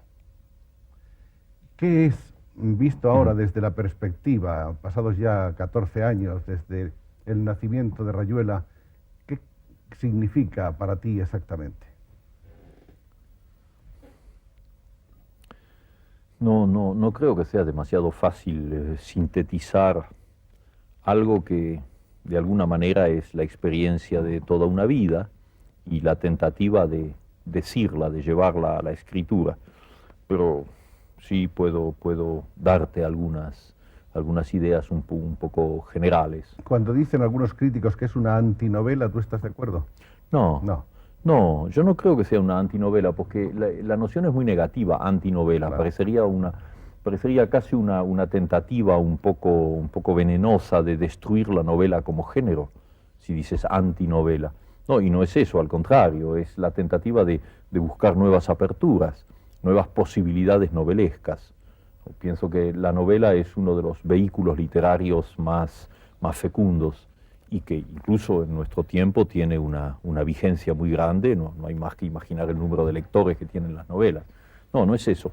Pero cuando alguien dijo también que era una contranovela, en vez de anti, eso ya está un poco más cerca de la verdad, porque fue una tentativa para tratar de eliminar, de ver de otra manera el contacto entre una novela y su lector.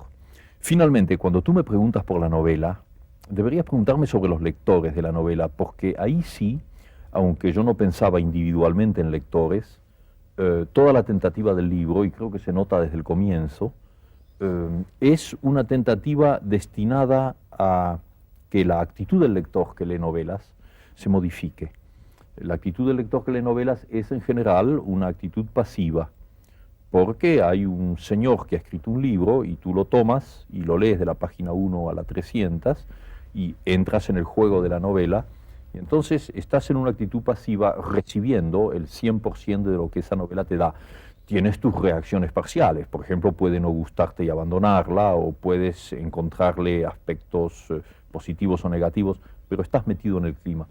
A mí se me ocurrió, y sé muy bien que era una cosa difícil, realmente muy difícil, intentar escribir un libro en donde el lector, en vez de leer la novela así consecutivamente, tuviera en primer lugar diferentes opciones, lo cual lo situaba ya casi en un pie de igualdad con el autor, porque el autor también había tomado diferentes opciones al escribir el libro. Posibilidad de elecciones, de dejar de dejar de lado una parte del libro y leer otra, o leerla en otro orden, y crearse un mundo en el cual él desempeñaba un papel activo y no pasivo. Yo sé muy bien que en la práctica eso no corresponde exactamente con mis deseos, digamos, teóricos, porque finalmente los lectores de Rayuela la han aceptado en su conjunto como un libro, y en ese sentido es una novela como cualquier otra. Pero también sé que muchos de esos lectores han sentido que se les reclamaba una participación mucho más activa, que es lo que yo llamo en el libro el lector cómplice. Es decir, ese lector que en un momento dado está leyendo el libro y dice, bueno, esto a mí no me gusta, al diablo, tiro el libro por la ventana, cosa que a mí como autor me parecería perfecto, porque nada me parecería más positivo que una especie de polémica en ausencia, ¿no? Pues que ni él ni yo sabremos de eso, una especie de polémica entre un autor y un lector. La posibilidad de desempeñar un papel incluso crítico mucho más amplio que la mera crítica literaria de la lectura de un libro.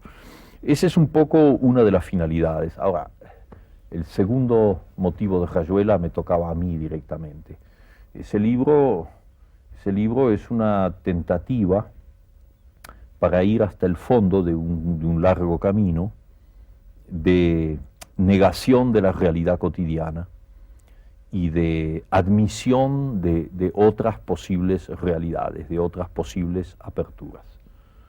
Y tú ves que ese libro en ese sentido se desarrolla a lo largo de episodios incongruentes, absurdos, a veces incluso incoherentes, donde las situaciones más dramáticas son tratadas con sentido del humor y viceversa, donde hay episodios inaceptables desde un criterio realista cotidiano. Bueno, y para mi gran sorpresa y mi gran maravilla, yo pensé cuando terminé Rayuela que había escrito un libro de un hombre de mi edad para lectores de mi edad. Y la gran maravilla fue que ese libro, cuando se publicó en la Argentina y se conoció en toda América Latina, encontró sus lectores en los jóvenes, en quienes yo no había pensado directamente jamás al escribir ese libro. Los verdaderos lectores de Rayuela han sido los jóvenes, las primeras reacciones, las primeras cartas, o cartas de adhesión o cartas de insultos. Las dos eran igualmente positivas dentro de la óptica, dentro de lo que yo quería con ese libro, venían de jóvenes. Y ese fenómeno se ha seguido manteniendo a lo largo de los años, y por ejemplo, ya para darte una situación más concreta, hace 2 años estuve en México y en Caracas, y dialogué con los estudiantes de las universidades, y cuando llegó el momento de las preguntas, los jóvenes centraron prácticamente todo en Rayuela, y luego por motivos más contemporáneos en el libro de Manuel, pero eso ya era otro plano.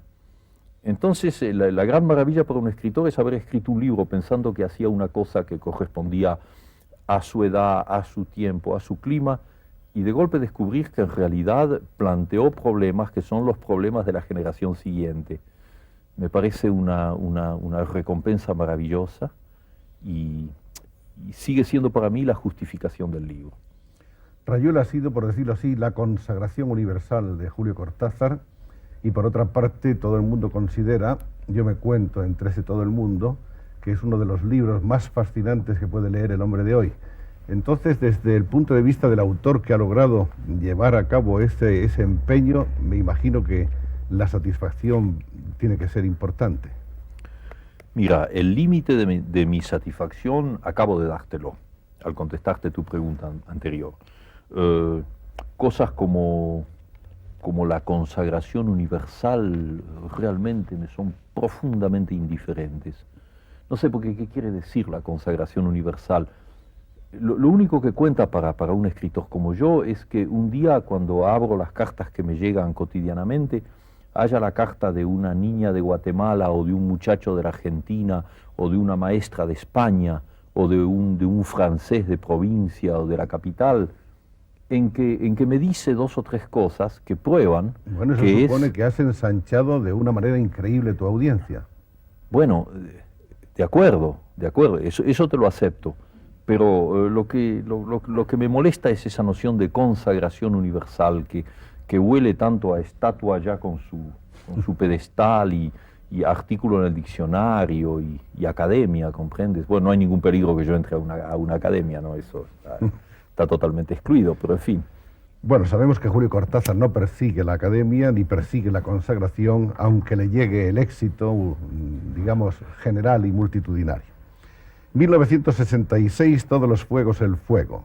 Son cuentos muy significativos, entre ellos uno que todavía recordamos casi todos sus lectores y además casi cotidianamente porque ha sido como una premonición de lo que había de llegar, de lo que había de traernos la civilización del automóvil, La autopista del sur, en la que supongo que alguna vez después de tu libro te habrás encontrado también prisionero. Vaya, ¿y cómo? La historia de ese cuento es que yo estaba en Italia y leí un artículo, uno de cuyos fragmentos es el epígrafe del cuento, en donde un ensayista italiano despachaba el problema de los atascos, de los embotellamientos automovilísticos, diciendo que en definitiva es una cosa que no tiene ninguna importancia. Y a mí me pareció superficial y frívolo decir eso, porque los atascos y los embotellamientos automovilísticos son uno de los signos de esta triste sociedad en que vivimos y uno de los signos más negativos, porque prueban una especie de contradicción con la vida humana, es decir, una especie de búsqueda de la desgracia, de la infelicidad, de la exasperación, a través de la gran maravilla tecnológica que es el automóvil, que debería darnos la libertad y que vuelta a vuelta nos está dando las peores consecuencias. Entonces me molestó esa frivolidad y creo que inmediatamente después pensé en el cuento. Ahora, yo no había estado jamás en un atasco. Jamás, nunca en un atasco. Bueno, había tenido mis problemas al salir o entrar de París o de Barcelona, donde fuera, pero nunca un atasco. Pero es bastante curioso que unos meses después de haber escrito el cuento, me sucedió y estuve durante 5 horas en una de las provincias francesas, metido en un atasco y descubriendo con sorpresa y al mismo tiempo con una sensación de fatalidad que el comienzo de mi cuento se repite exactamente cuando estás en un verdadero atasco, es decir, que te bajas del automóvil, cambias un cigarrillo con el de al lado, maldices al gobierno, a la municipalidad, a los automóviles y a lo que venga, y vas creando una especie de lazo, y luego hay un momento en que si hace mucho calor, como fue mi caso ahí, se plantean problemas físicos y entonces viene una señora y te pregunta si no tienes un poco de agua o de algo porque hay un niño ahí que está llorando, ¿comprendes? Y entonces son los primeros minutos de lo que en mi cuento, por la vía fantástica, se prolonga a lo largo de meses y de meses. Entonces fue una experiencia bastante impresionante para mí, verme metido en mi propio cuento. Verte de protagonista. El lado menos agradable es que tengo muchos amigos que cada vez que están en un atasco se acuerdan de mi cuento y me maldicen minuciosamente y además me lo dicen después, ¿no? 1967, La vuelta al día en 80 mundos. Un libro donde se ha dicho que lo que hace Cortázar es bromear con el arte o ironizar sobre el arte. No estoy de acuerdo, porque si cuando se dice arte en esa afirmación se dice lo que yo entiendo por el arte, no, con eso yo no bromeo, con eso yo vivo. Ahora, que la vida contenga una cantidad de broma, tú sabes muy bien que yo no soy solemne, es decir, que creo tener el sentido del humor, que es una cosa que nos ha faltado mucho a los latinoamericanos y a los españoles. El sentido del humor tal como lo entienden los anglosajones, que son de alguna manera los inventores, si se puede decir. Es decir, esa manera de que en las circunstancias más trágicas, más dramáticas, haya una reacción que te pone del otro lado y que te hace ver las cosas con humor y que te permite a veces resolver problemas espantosos, vistos con un cierto distanciamiento.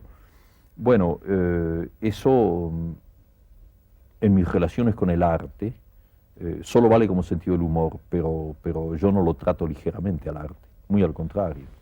Hay una novela que aparece en 1968, de la que tengo vagamente una impresión que tú no me has dicho directamente, es una intuición probablemente equivocada, como muchas intuiciones, que es una de tus obras predilectas, que es 62, Modelo para armar. Sí, mira, ese es un libro que ha sido muy muy combatido y que ha merecido muchas polémicas, algunas realmente admirables como intención crítica, como búsqueda de cosas. 62 fue escrito después de Rayuela, cuando yo sentí el deseo de escribir una novela y sentí venir, digamos, los pedazos del mosaico, como me pasa siempre, ¿no? Es decir, una serie de situaciones que no se podían escribir en forma de cuento, porque el cuento tiene un perímetro limitado y no te puedes salir de él porque entonces haces un mal cuento. De la misma manera que una novela que sea un cuento estirado es una mala novela. Y en ese momento dudé, porque después de haber escrito Rayuela, que era un territorio que yo conocía, donde había dado todo lo que podía dar, había el peligro de que al sentarme a la máquina me sucediera como Alejandro Dumas, es decir, que después de Los Tres Mosqueteros viniera 20 años después, con la diferencia de que Alejandro Dumas lo hacía a propósito, en buena hora, porque es una maravilla. Pero en mi caso, en la medida en que yo creo que no hay que utilizar lo que ya se ha conseguido, sino que hay que buscar una cosa nueva. Si no, realmente no vale la pena ser un escritor si te pasas la vida repitiendo el mismo libro con diferentes variantes, porque no tiene chiste, no tiene gracia, ni para el lector ni para ti en primer lugar. Entonces, mi intención era hacer una cosa muy diferente. Y partiendo de una hipótesis que había en Rayuela, en el capítulo 62, por eso la novela se llama así, intenté ver si podía conseguirlo. Yo no estoy demasiado descontento de ese libro. Sé que en el caso de los lectores la reacción fue muy diferente. Los hay que captaron el terreno experimental y los hay que estaban todavía esperando la segunda parte de Rayuela, pero nunca habrá segunda parte. Buenos Aires es el título de un libro que aparece en ese mismo año, en el que Julio Cortázar pone textos a una serie de fotografías basadas en la realidad bonaerense. Sí. Es una ciudad de la que nos ha dicho Julio que está enamorado desde siempre, que es una ciudad que está presente a lo largo de toda su obra. Probablemente ha estado más presente en sus años de París que en sus propios años de Buenos Aires. Fíjate, me gusta tanto que digas eso, Joaquín, porque es verdad. Sí, no es que yo no amara Buenos Aires cuando estaba en ella, claro, era un pedacito de Buenos Aires y la vivía, y sobre todo en la juventud uno vive una ciudad muy especial, la ciudad noctámbula, la ciudad del puerto, la ciudad del Bajo, como decimos nosotros, de los cafés. Es una ciudad muy hermosa, muy extraña. Pero yo pienso que con la distancia hubo una especie de decantación, de purificación, y entonces apareció en mí una Buenos Aires más íntegra, más total, y esa es la que estas chicas, Sara y Alicia, que son maravillosas fotógrafas, habían captado en una serie de fotografías que no son las consabidas fotografías convencionales de una ciudad. Y entonces me gustó que me enviaran esas fotos y que yo las tuviera ahí largo tiempo en las paredes, en una mesa, y que poco a poco esos textos fueran viniendo como una especie de canto, un tango, digamos, un tango que acompañaba a mi Buenos Aires. 1969, último round, donde al igual que en la Vuelta al Día en 80 Mundos se mezclan cuentos, hay ensayos heterodoxos, citas, poemas, dibujos, fotografías, hay un catálogo de maldades intelectuales. Bueno, esos dos libros yo les llamo los libros almanaque porque yo no sé si en España existen, pero en la Argentina cuando yo era niño había lo que se llamaba el almanaque del mensajero, que se vendía una vez por año y que estaba destinado sobre todo a la gente del campo, porque contenía calendarios, recetas de cocina, horóscopos, medicina del hogar, pequeños cuentos, poemas, acertijos, destrabalenguas, laberintos para que los niños... Había de todo para la familia. Y claro, en esas familias o analfabetas o apenas alfabetas, ese almanaque del mensajero les cubría todo un año, era útil porque les daba los elementos necesarios, cómo hay que curar la enfermedad de una vaca que se enfermó, ese tipo de cosas, y al mismo tiempo tenían un contenido estético, inocente, pero muy bello a veces. Entonces, cuando hice la Vuelta al Día en 80 Mundos y luego Último Round, es porque yo había ido acumulando papeles sueltos. Había poemas, tú sabes que yo he publicado muy pocos poemas, porque son siempre muy para mí, y notas, algún cuento que andaba por ahí. Y de golpe dije, bueno, si yo trabajo con un amigo que en este caso era Julio Silva, el magnífico pintor argentino, que es un viejo amigo mío de París, hagamos un libro para jugar, hagamos un gran almanaque. Claro, no es un almanaque, pero tiene el aspecto así, inconexo, mezclado, y me divirtió mucho hacerlo, realmente fue un gran juego. A todo esto nos hemos saltado un libro del que en España hay muy pocas noticias, que se llama Fantomas. Bueno, es que eso es un libro. No sé si es un libro, en realidad es un cómic. ¿Cómo dicen en España las historietas? Dicen un cómic. Sí. Qué lástima que en América Latina y en España tengamos que utilizar palabras inglesas cuando aquí hay le tan bellas palabras españolas. Historietas. Lo que pasa es que el cómic, la palabra cómic nos ha invadido también, con posterioridad que a vuestros países. Bueno, en todo caso sirve como signo, ¿no? Uno se entiende. Bueno, la historia de Fantomas es la siguiente. Y te la voy a contar un poquito en detalle porque creo que tiene sentido. Porque es un libro que no, por circunstancias obvias, no entró en España en la época en que se publicó. Supongo que entrará ahora, y la verdad es que me gustaría que mis amigos lo leyeran. La historia es la siguiente. Yo había estado trabajando con el tribunal Bertrand Russell, que hizo 3 reuniones, 2 en Roma y una en Bruselas, donde se cuestionó y se puso sobre el tapete el problema de la violencia, de la tortura, de los regímenes de extrema derecha en el Cono Sur. Y entonces, sabes muy bien cómo funciona el Tribunal Russell, que había hecho ya su trabajo sobre la guerra de Vietnam, consiste en la audición de testigos y el control de esas audiciones por juristas imparciales y, en definitiva, una sentencia que no tiene, desgraciadamente, ningún valor práctico, pero sí un valor moral. Es decir, condenar ciertos gobiernos, condenar ciertos sistemas, condenar determinadas fuerzas negativas, en este caso en América Latina. Bueno, puesto que me conoces, sabes muy bien que yo acepté ser miembro de ese jurado y trabajé todo lo que pude en el tribunal. Pero luego, a la hora de la sentencia, pasó que el bloqueo informativo en América Latina, perfectamente manipulado como lo está, hizo que inmensas masas de población no tuvieran la menor noticia, es decir, no se enteraran de lo que el Tribunal Russell había hecho en ese plano. Lo cual, naturalmente, el tribunal no podía impedirlo porque no tiene medios. El Tribunal Russell no puede luchar contra el Pentágono y no puede luchar contra los dólares. Entonces, se tenía que limitar a la distribución más eficaz posible, pero muy limitada.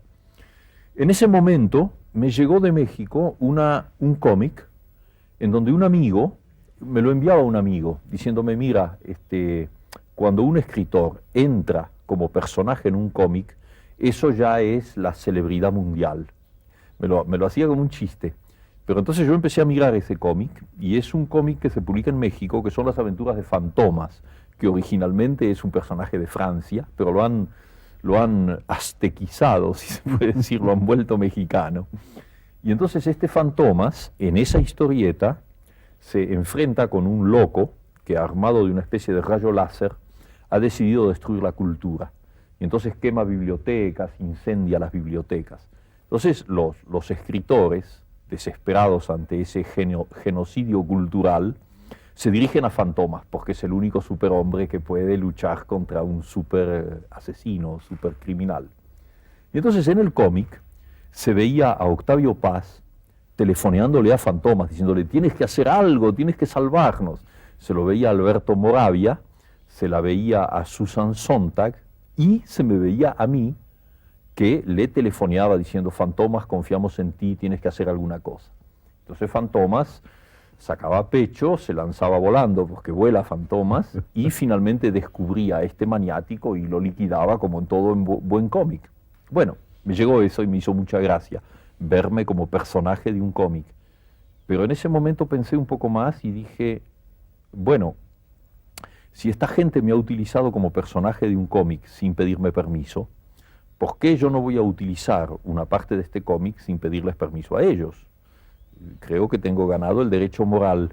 Y entonces eliminé todo lo que no me interesaba, guardé algunas de esas imágenes y escribí una historia que es una nueva versión de lo que realmente pasó, en donde Fantomas, en definitiva, al ir a liquidar a una sola persona, está cayendo en la trampa porque ese genocidio cultural no es la obra de un loco, es la obra de todo un sistema que yo llamo el imperialismo norteamericano, que en América Latina hace todo lo que puede para asimilarnos a su estilo de vida, a su manera de pensar y en última instancia a su American Way of Life, a su manera de entender el mundo, que es un sistema capitalista e imperialista que tú sabes muy bien que no es mi sistema ideal ni la vía que yo pienso que tiene que ser la de América Latina. Entonces escribí ese texto intercalando las aventuras de Fantomas, pero cambiándole el sentido, y en última instancia incluí la sentencia del Tribunal Russell. Y le pedí al editor que publicase eso imitando lo más posible una de esas pequeñas revistas de cómics y que en vez de venderlo en las librerías lo vendiera en los kioscos. Entonces el resultado fue que 60.000 mexicanos leyeron eso en 2 meses y que eso se distribuyó hasta donde se podía distribuir en América Latina. Libro de Manuel. Esta es la última novela de Cortázar por ahora, aparecida en 1973 y que es un testimonio de todas las preocupaciones estéticas, sociales y políticas de Julio Cortázar. Sobre este libro yo creo que sí que conviene alguna puntualización ahora del autor. Oh, sí. Sí, mira, yo también lo creo. También lo creo porque, desgraciadamente, la actualidad de ese libro, que yo esperaba efímera, no lo ha sido. Ese libro fue escrito mal. Es el peor de mis libros, porque yo soy muy vago para escribir, escribo cuando me da la gana y me tomo todo el tiempo necesario.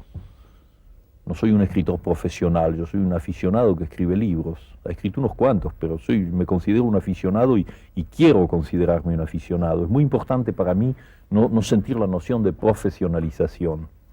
Ahora, cuando empecé a escribir el libro de Manuel, eso lo hice como si me lo hubiesen encargado.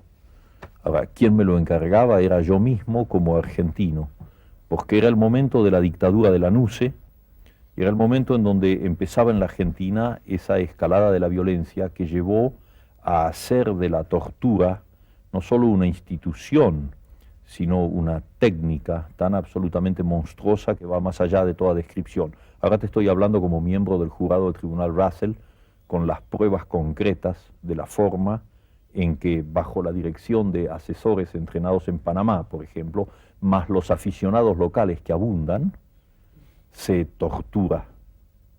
Ese libro fue una tentativa de escribir una novela, porque yo no he nacido para escribir literatura política, no soy un político y ya te digo, no tengo ideas coherentes. Puedo ver una situación, puedo tomar partido y puedo decir a mi manera lo que siento frente a esa situación. Mi manera es una manera literaria. Entonces, si yo escribía en ese momento, si yo hubiera escrito en ese momento un libro que fuese un panfleto político, no tenía ningún sentido. Hubiera sido malo y no hubiera tenido ninguna eficacia. La tentativa fue de escribir una novela en donde la literatura conservara todo lo que es para mí, para lo que yo vivo, y que al mismo tiempo hubiese la presencia de la realidad cotidiana. Y es realmente muy difícil esa convergencia entre la información que recibes cotidianamente y el mundo de ficción en que se mueve una novela. Entonces utilicé un procedimiento que personalmente me resultó satisfactorio, que consistió en imaginar que como la novela se desarrolla en París, en un medio de latinoamericanos que cotidianamente leen los periódicos que ellos leen en la novela son exactamente los mismos que yo estaba leyendo mientras escribía la novela. Es decir, que hay una contemporaneidad, una simultaneidad total. Cada vez que en el libro de Manuel hay una noticia, y tuviste que además yo coloco el documento para que el consabido enemigo político no salga diciendo que todo está inventado. Cuando yo coloco el documento, es el documento que he leído el día en que estoy trabajando en el libro de Manuel. Ahora, eso literariamente es una desventaja terrible porque te somete a un juego de presiones exteriores. Y al mismo tiempo tiene un valor, tiene el valor de que la historia te conduce el libro. Tú estás escribiendo, pero estás en contacto con lo que sucede, y entonces ese libro que comenzó de una determinada manera fue fluctuando como un río que tiene que seguir los desniveles del suelo, y terminó a su manera. Es decir, lo que sucedió en el plazo de 6 meses en que yo escribí el libro, lo que sucedió en el mundo y especialmente en la Argentina, condicionó el libro. Y en ese sentido es un experimento que me gusta, pero en el plano absoluto de los resultados literarios me gusta menos, porque yo estaba obligado a escribir como a mí no me gusta, es decir, muy rápidamente, porque además ese libro estaba destinado a ayudar en el plano práctico a los prisioneros políticos de la Argentina. Es decir, que, como se dice en la nota, yo no quería ningún derecho de autor sobre ese libro. Yo entendía que un libro con ese tema, un escritor no puede ganar dinero con eso. Entonces yo quería dar ese dinero a una causa útil, y la causa útil era la gente que estaba sufriendo en las prisiones argentinas. Entonces cuando el libro salió yo me fui a Buenos Aires para estar presente. Cuando tú escribes un libro así no te puedes quedar fuera, ¿no? Tienes que ir a dar la cara para lo bueno y para lo malo. Y ahí la historia me jugó una curiosa jugarreta, y es que en ese momento había las elecciones y triunfó triunfó Cámpora. Si Cámpora iba a ser el presidente. Pero en el momento en que yo llegué a Buenos Aires, Lanuse seguía siendo el presidente. Y entonces yo pude ofrecer esos derechos de autor que se destinaron a los abogados que defendían a los prisioneros políticos. Y un mes después hubo la liberación de todos los presos. Es decir que en ese sentido el libro fue útil económicamente porque permitió resolver problemas prácticos. Una de las cosas que más me han conmovido es que con el dinero de ese libro,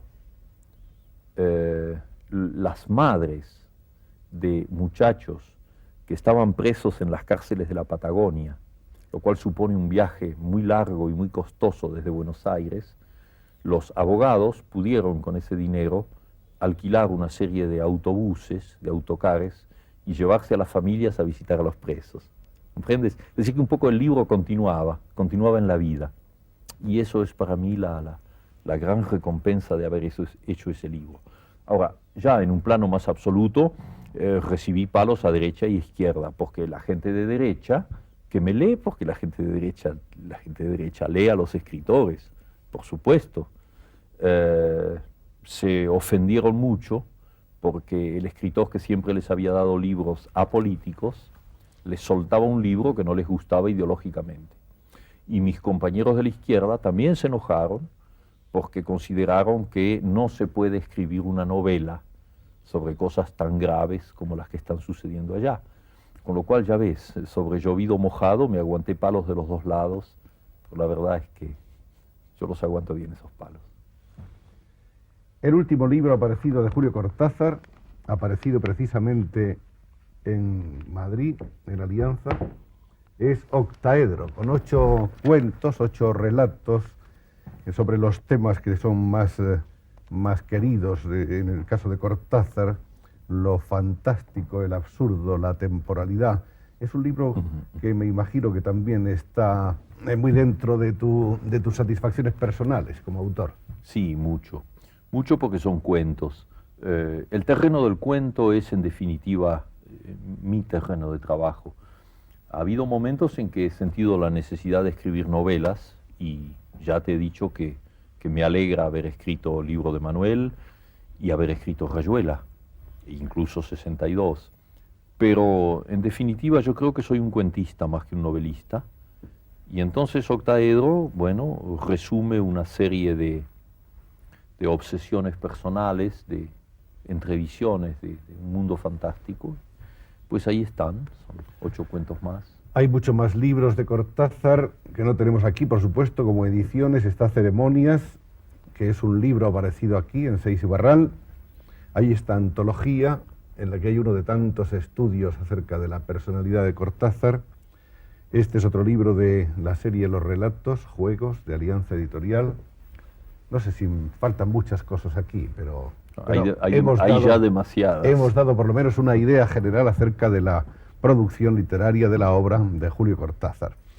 A nuestros amigos que han seguido con tanto interés esta conversación, supongo que les asalta en estos instantes la misma pregunta que a mí, que es: ¿qué hace Cortázar ahora? ¿Qué proyecta Cortázar? Bueno, Cortázar es incorregible, de manera que no solamente ha proyectado, sino que ha escrito otro libro de cuentos, que en este momento está en forma de manuscrito por ahí en Buenos Aires y aquí en Madrid, y que saldrá uno de estos meses.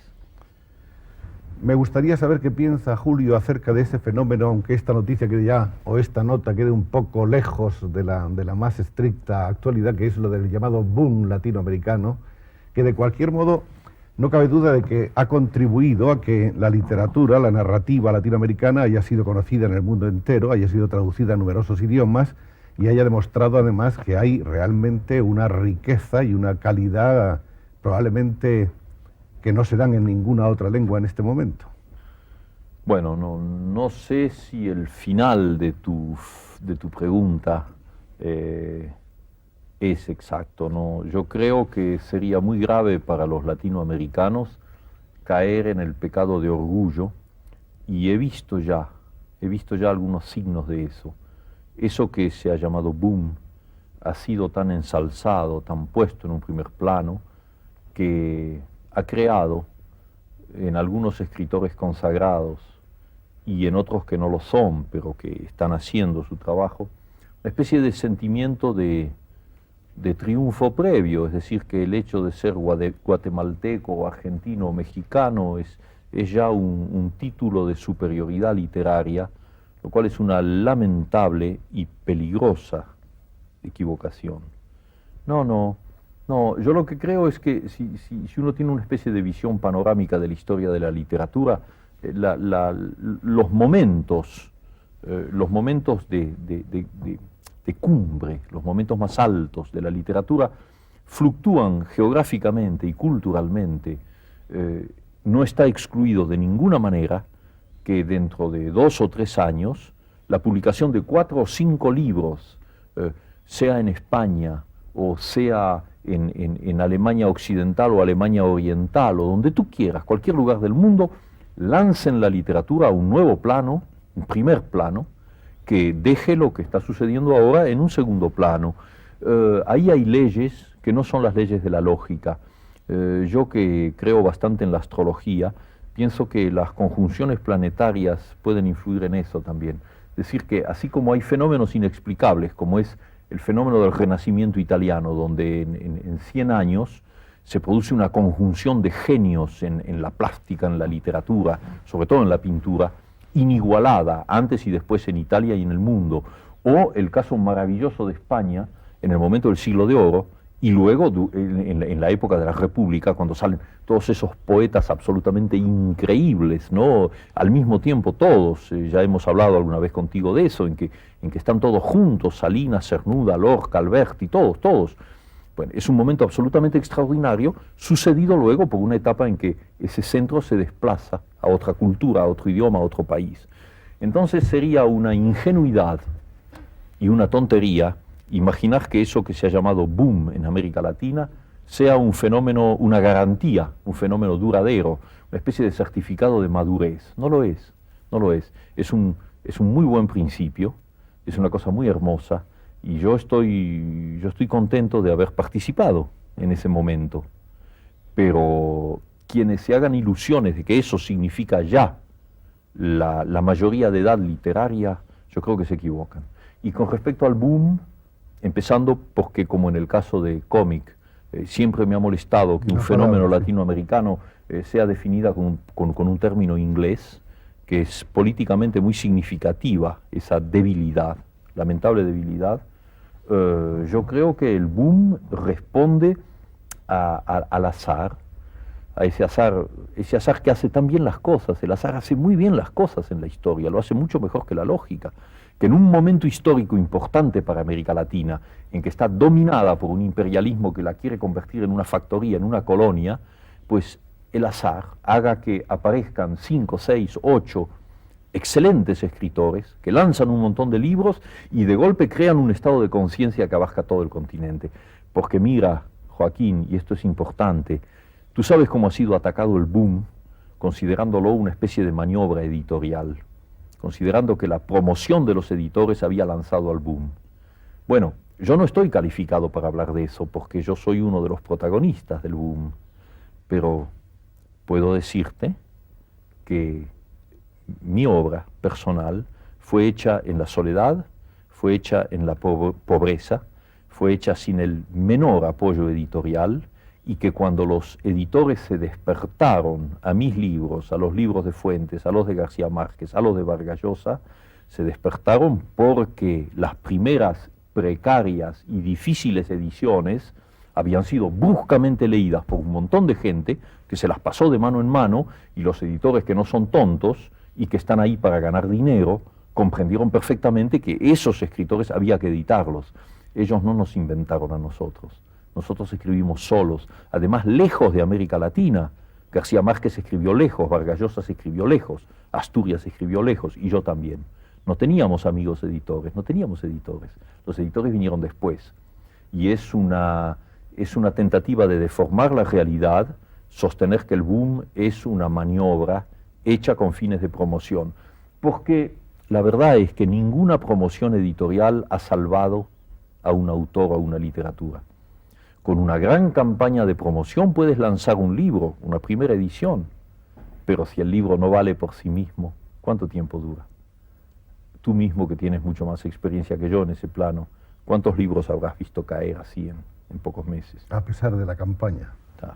A mí lo que me alegra en este fenómeno del llamado boom es que hay dos cosas. En primer lugar, que hemos sido leídos por primera vez por nuestros compatriotas. Yo pertenezco a una generación que no leía a los escritores latinoamericanos, sino con cuentagotas. Teníamos a Borges, teníamos a Arlt, teníamos a dos o tres, y ahí se acababa. Estábamos vueltos a Europa. Lo que leíamos era la última novela de Graham Greene, la última novela de François Mauriac, la última novela de Pearl Buck o de Hemingway.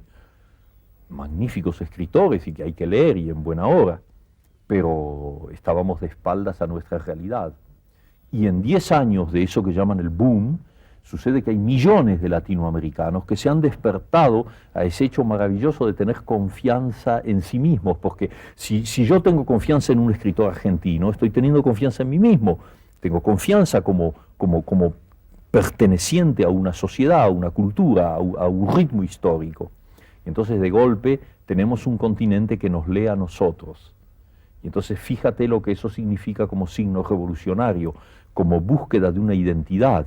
Sabemos cada vez mejor que somos latinoamericanos y que, como dijo Darío, invirtiendo la frase, tantos millones de hombres no hablaremos inglés, hablaremos español. Y esa es la segunda mitad de la cosa que toca España y que a mí me da tanta alegría. Y es el hecho de que ustedes, los españoles, nos leen a los latinoamericanos, y nos leen amistosamente, nos leen fraternalmente. Bueno, ese contacto, después de un largo periodo de distancia, que tú conoces muy bien, ese contacto es fecundo, ese contacto nos vuelve a enlazar. Ya no necesitamos ni a Hernán Cortés ni a Pizarro, los que crearon las diferencias. No, ya somos un solo conjunto, unidos por un idioma, y ojalá que por un mismo destino histórico. Oye, y me callo porque esto ya comienza a parecer un discurso político. Pienso que Julio Cortázar ha sido generosísimo con nosotros, nos ha dicho muchísimas cosas que contribuirán a desentrañar para muchos de ustedes y para mí mismo las claves de una personalidad tan interesante. Pienso que esta entrevista es un poco larga, pero es sin embargo insuficiente, y si no es ante unas cámaras intentaremos otro día seguir conversando, aunque sea allí en esa casita que tienes en el campo, en Segnón, una casita muy modesta, por cierto, pero en un lugar realmente paradisíaco, sin teléfono, alejado de todo ruido, de todo estrépito, y con esa soledad que tanto le gusta practicar a la mitad de la personalidad de Julio Cortázar, que por otra parte, como aquí se ha visto, es un hombre que se preocupa tanto por los demás hombres. Muchas gracias siempre, Julio. Mira, Joaquín, yo quiero darte las gracias a ti, pero al dártelas a ti se las estoy dando también a todos los que han tenido la paciencia y la generosidad de escucharme, y que los siento aquí presentes y vivos y a mi lado.